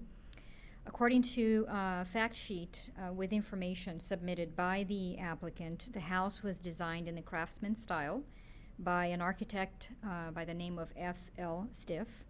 The residence is located on a .88 acre lot that was originally purchased from the heirs of Nathaniel Carter by William Knott and his wife Lucy Knott, who owned the property for 2 years before selling it to John and Clara Aykroyd. The property was subsequently sold to the Kleems in 1919, who completely remodeled and expanded the original house and then transferred ownership to their daughter, Ruth Kleem, in 1923. Her husband was Gilbert Bovard, a well-known physician descendant of the Tufts, a pioneer Sierra Madre family, and was involved in the development of the University of Southern California. The property was later sold in 1940 to the Lentz. Mr. Philip Lentz was superintendent of the Glen Falls Insurance Company in Los Angeles, and then in 1953 the property was again sold to the Frays, who occupied until 1999, and then they sold it to the current owners, Rodney and Joan Spears. The Spears have restored the residence, added footings and sheer walls, expanded the garage, actually rebuilt the garage. It's a new garage. Replaced a northeast damaged room and collapsing rear decks, guardrails and fences. They also replaced the exterior redwood siding to match the siding that they claim was the original siding of the house. And they also installed new plumbing and wiring. And also added shingle siding to the upper facade of the residence. Beside the history of ownership, the fact sheet provided by the applicants does not provide a description or analysis of the architectural significance of the residence and its features, or the significance of the architect. And the information provided also does not describe the restoration work done and its consistency with the original building and its features.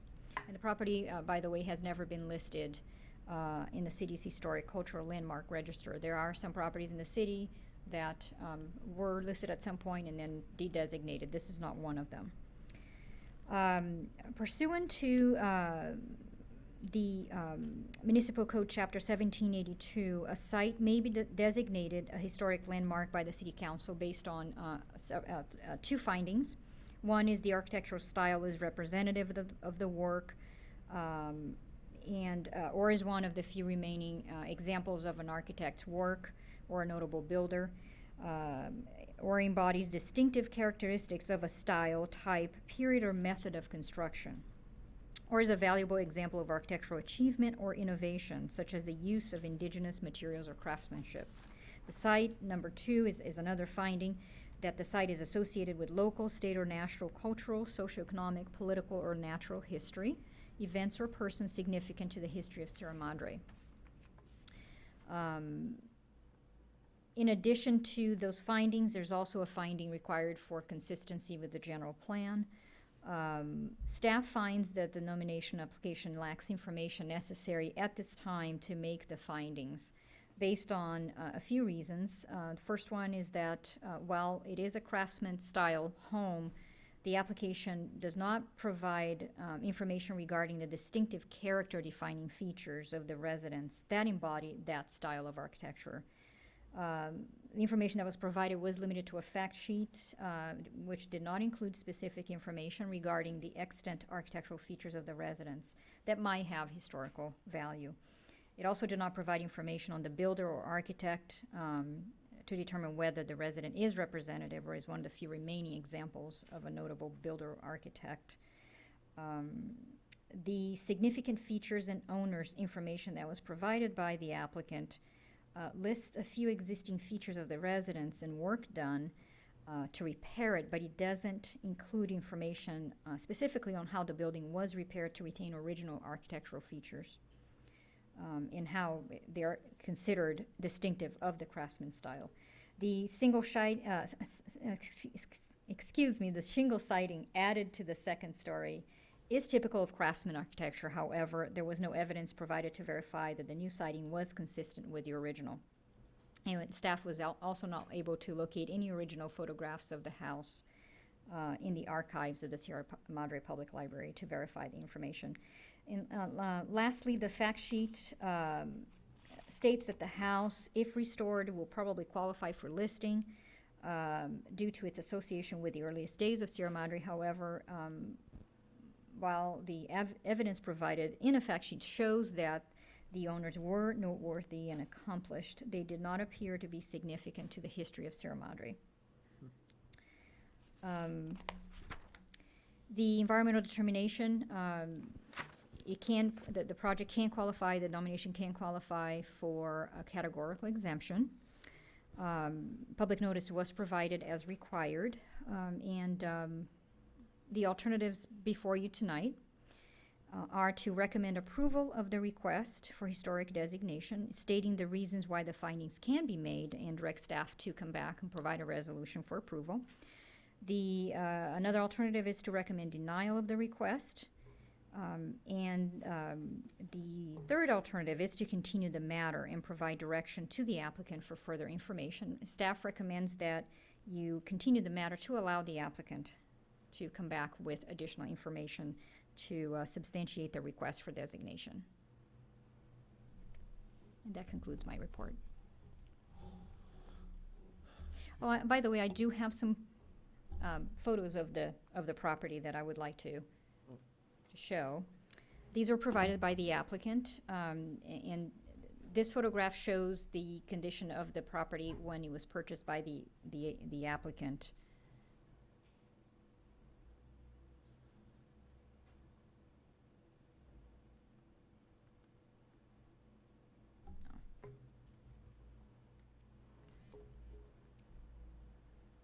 This is the north side of the house, and it is shown here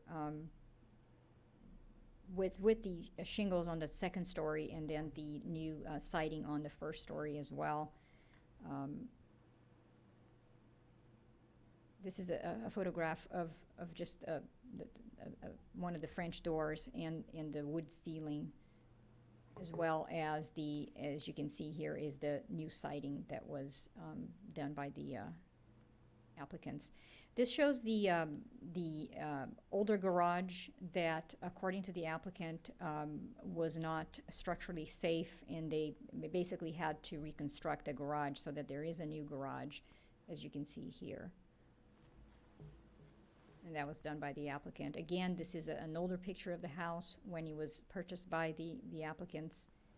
And then this shows the new siding, and both on the shingles here and the siding of the house on the first floor, and also a new breezeway that was also constructed by the current owners, the applicants. This is again an older picture of the front of the house. These pillars are there. They retain the pillars.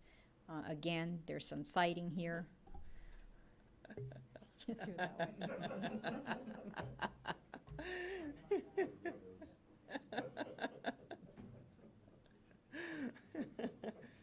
Good try.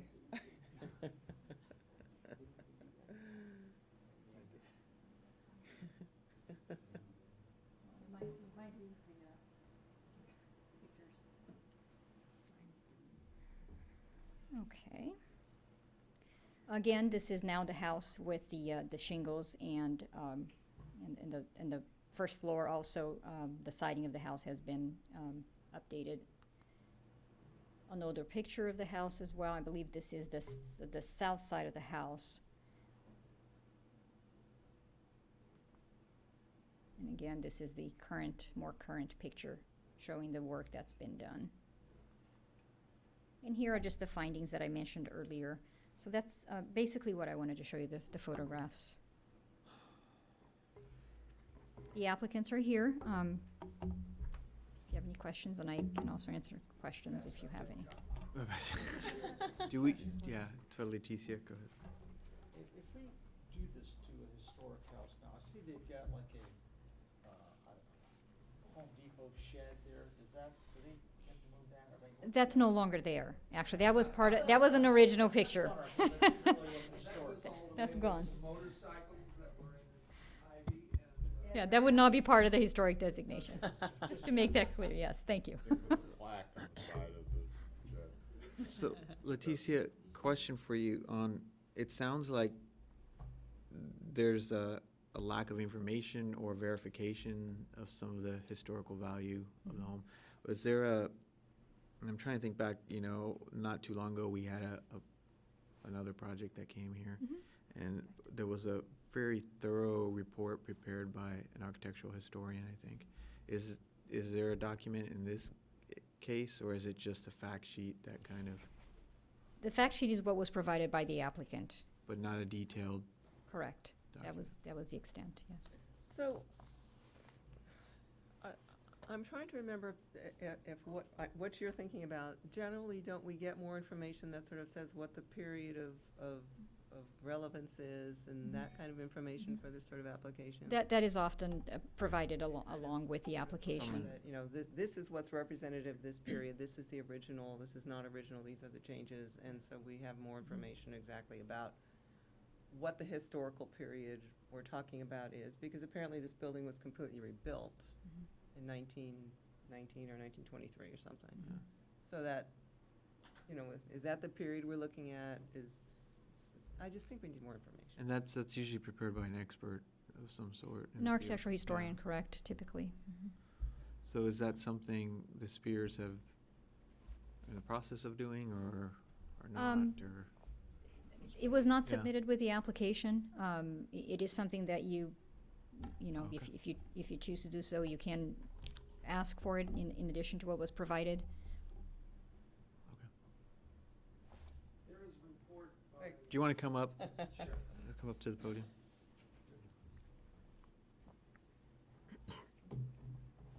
Rodney Spears, 354 North Cannon. They're in, I don't know whether you got all the same. This morning at 9:45, the planning department showed up at our house and we gave them a tour. I don't know if anyone else has been to the property. It's available anytime for you to walk the grounds and the gardens and around the building. There, with the paperwork that I had submitted, and I'm a structural engineer, so I don't do this on a regular basis.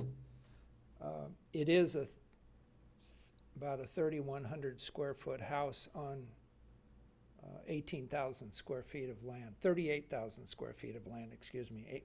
So we're not trying to squeeze something onto a small area. In here is the building biographer, Tim Gregory.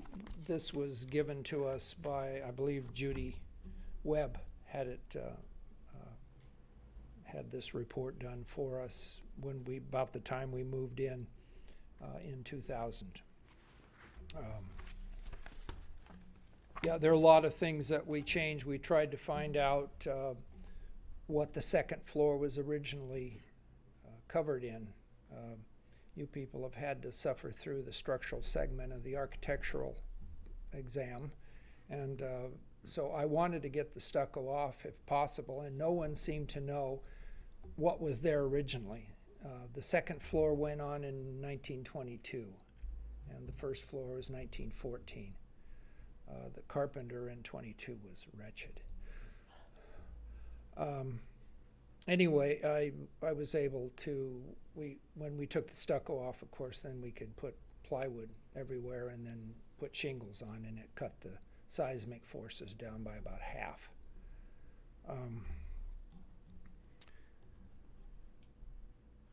Do you think that stucco was original from 1915? Well, since the second floor was done in 22, Oh, okay. I think that, probably didn't precede that. Yeah.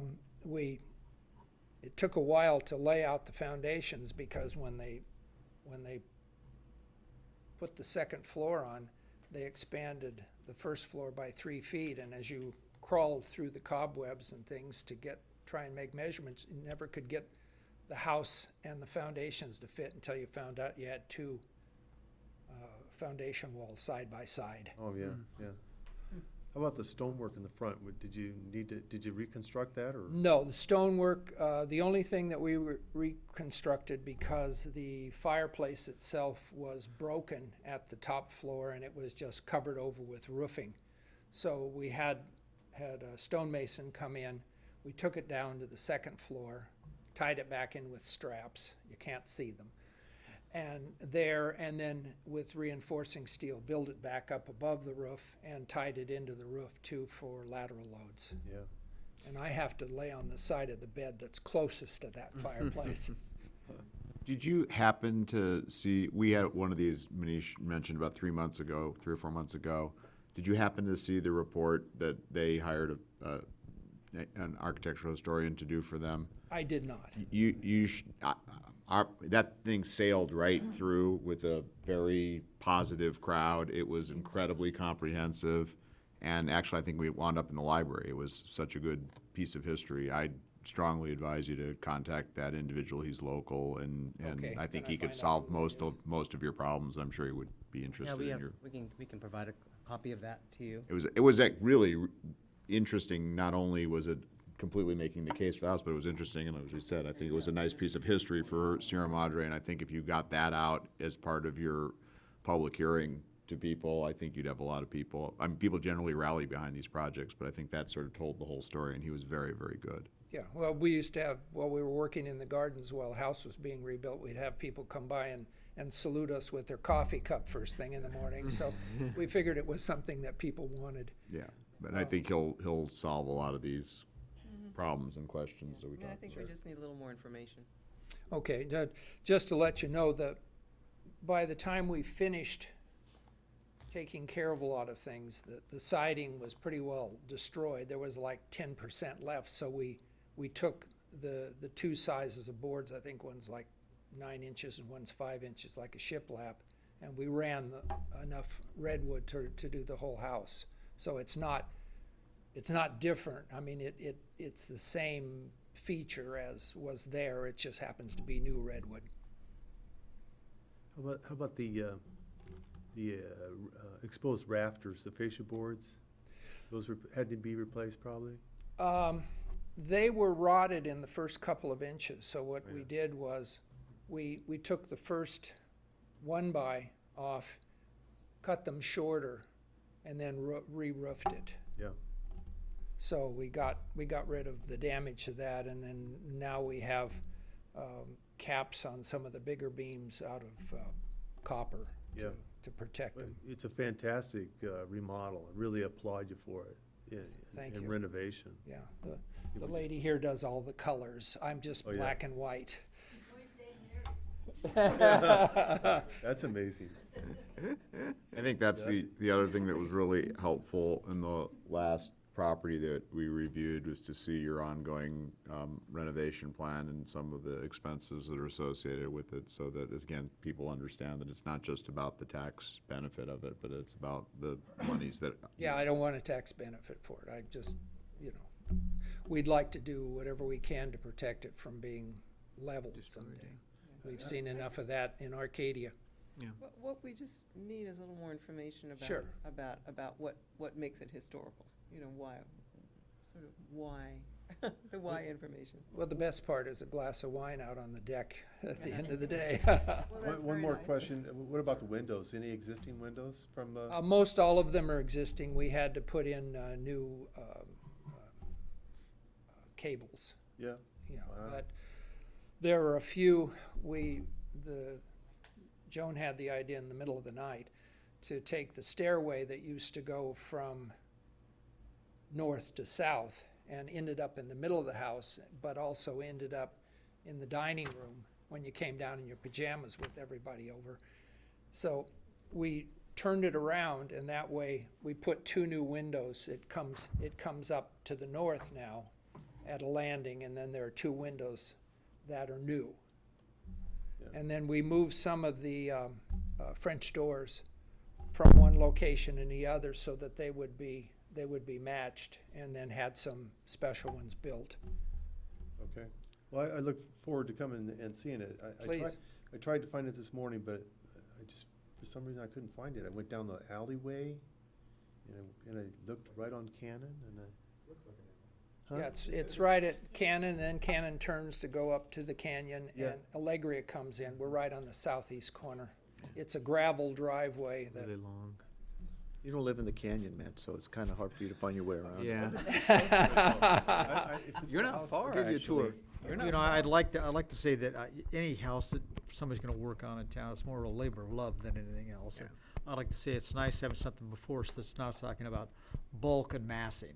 Yeah, in fact, the termites ate about 50 square feet of the place, and so we made it into a small half bath instead of the old washroom.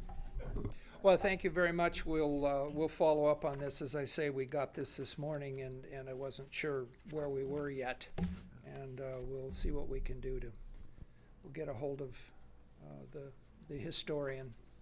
Yeah, that'd be great. I mean, and we look forward to. Check how much he's going to cost. Well,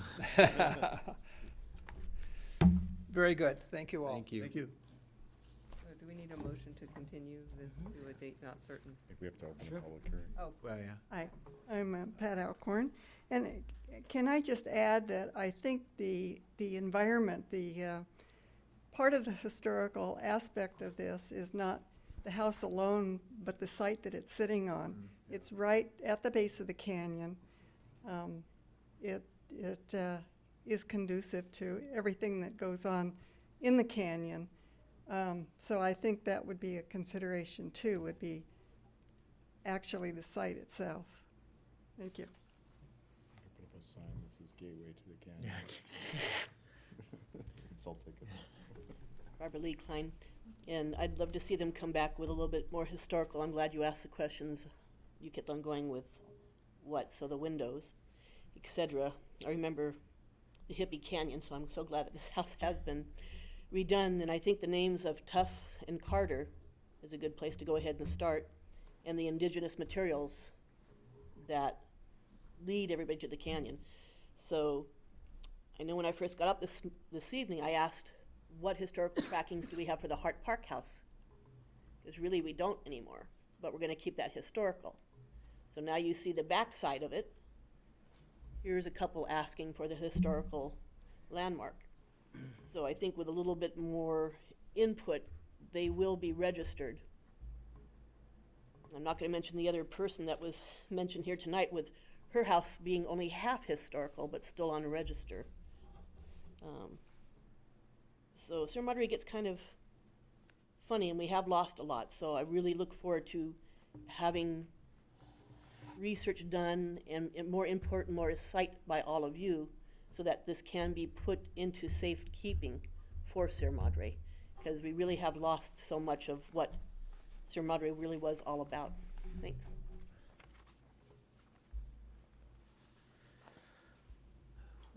If I could just add that when you review a property for its historic significance, you know, certainly the historic analysis, which you are asking for, will certainly help you make that determination and substantiate that.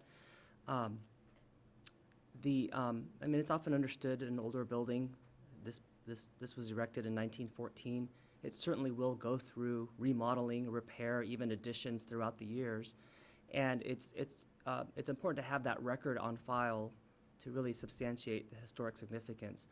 What we would be asking if when this does return and we're ready to to determine its historic significance. And if it is, if in fact you arrive at that, we would be asking you to provide, and we'll work all together, provide a list of what those character-defining features are of the property. And even as one of the speakers mentioned that one can be its setting within the area, the setting,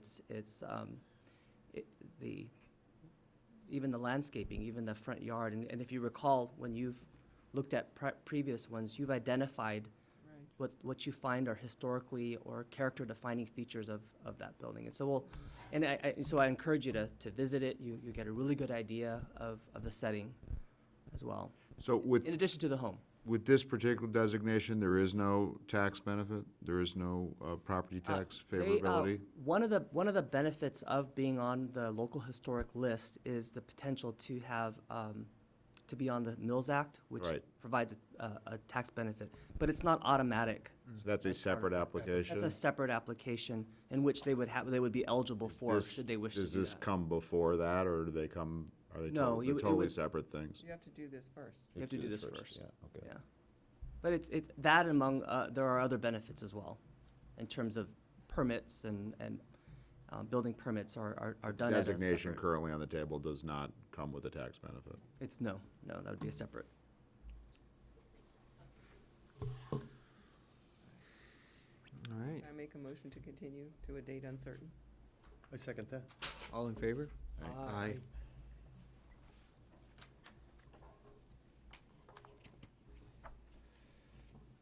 All right. We are now at the oral communication portion of our meeting.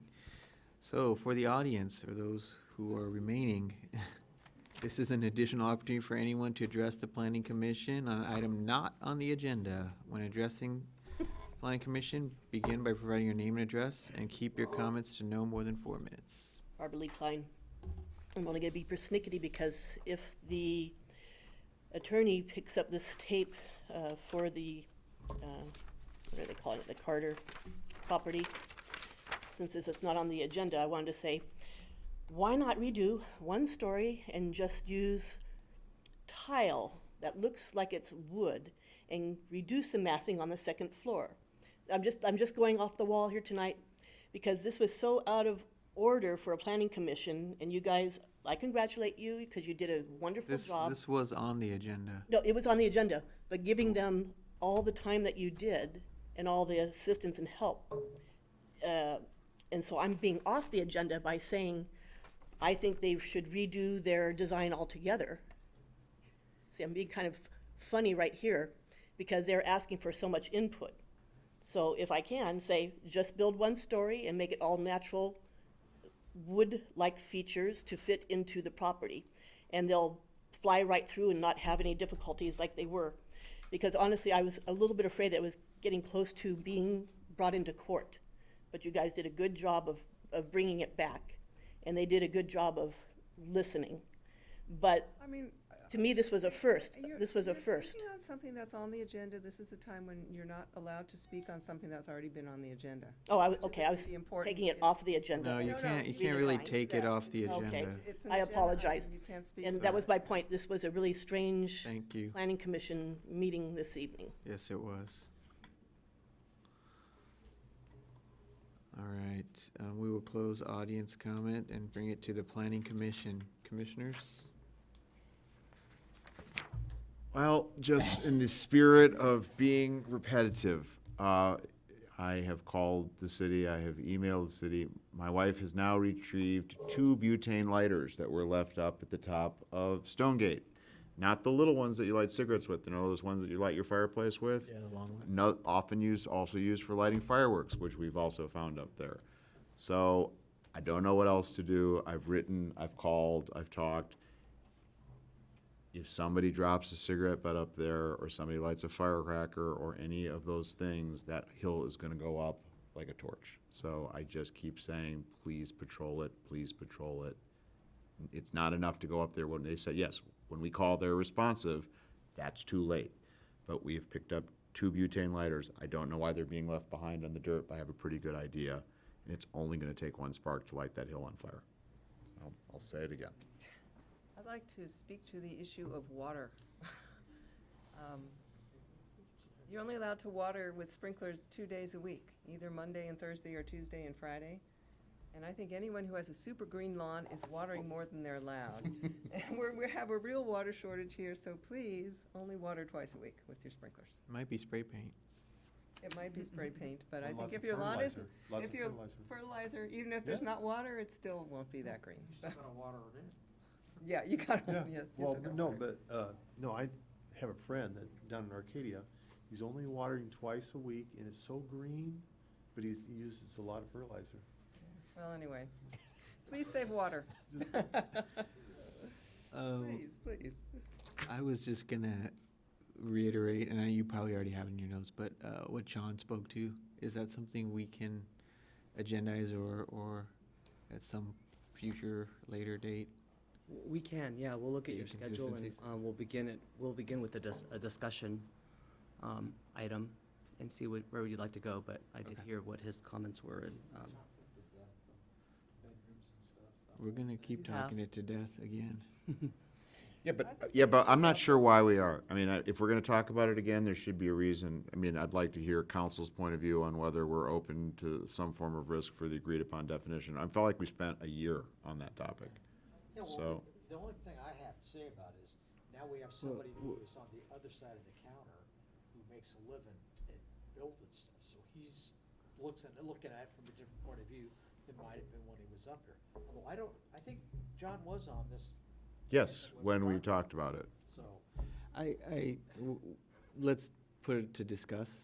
Sure. So we can You are- have this you have that at- detailed discussion at that time. But I think the issue about the Chim- chimney makes a lot of sense to make a correction in that. Yeah. So we'll It talk, Seems like an oversight. so get it on there and let's hash have it a out. I think that that's reasonable. well, we certainly can put it on a future agenda. But let's tease those apart. I'm perfectly happy to talk about the chimney thing if it's not in line, if it's inconsistent in the code. But if we're gonna have another discussion of bedrooms, there should be a reason we're gonna have another discussion of bedrooms, not just because somebody doesn't like the current definition of bedroom. I think you need time to discuss this on Yes, an we do. agendized item. Yes, exactly, so have them both. All right. Development services? No, other than, you're. Oh. Oh, sure. Too late. we we disallowed a project down on Orange Grove. That then the gentleman went and reduced the square footage, so it did not come before us. What is the ruling on how much your front lawn, or your front area of your house has to be landscaped? The current code says that 50% of the area should be landscaped. That's what you adopted, well, the city council, you recommended and the city council adopted in May 2013. Okay, well, the house split that the guy did off of, that is on Orange Grove, that was the house that came before us where he was gonna have 2,800 square feet of covered porches on it type things. His whole front area is pavers. I don't see that that's landscape, that's hard landscape, but I don't think that's landscape. Right. Well, we looked at that, people had asked about that.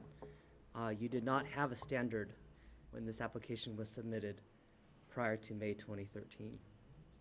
And so it met the code at the time it was submitted for plan check. Because it's permeable, right? I mean, It that's is it's permeable. but permeable you- paving. You then further clarified and the city council then approved what is considered landscaping and it's defined in our new R1 code. So But that happened at a later date. that happened afterwards.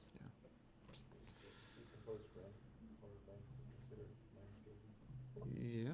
Yes, I mean, you've had discussion about, I thought that was long ago that was that way, not just. What's the problem? He's saving water? You wanna see a big green lawn up there? You want it both ways? Well, yeah, well, I'll tell you what, why does it, you have other landscape? Artificial turf?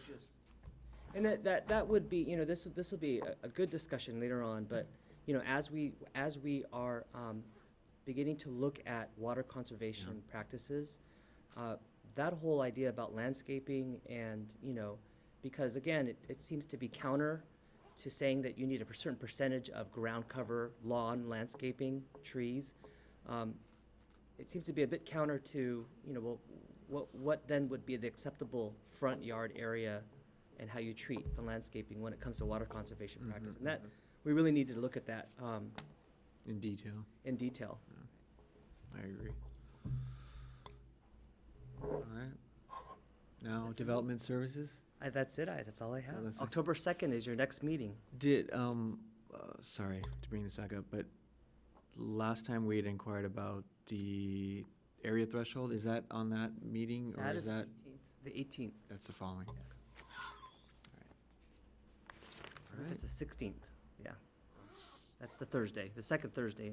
I'm sorry, the third Thursday of the month. I think that's it. All right, with that, we are adjourned.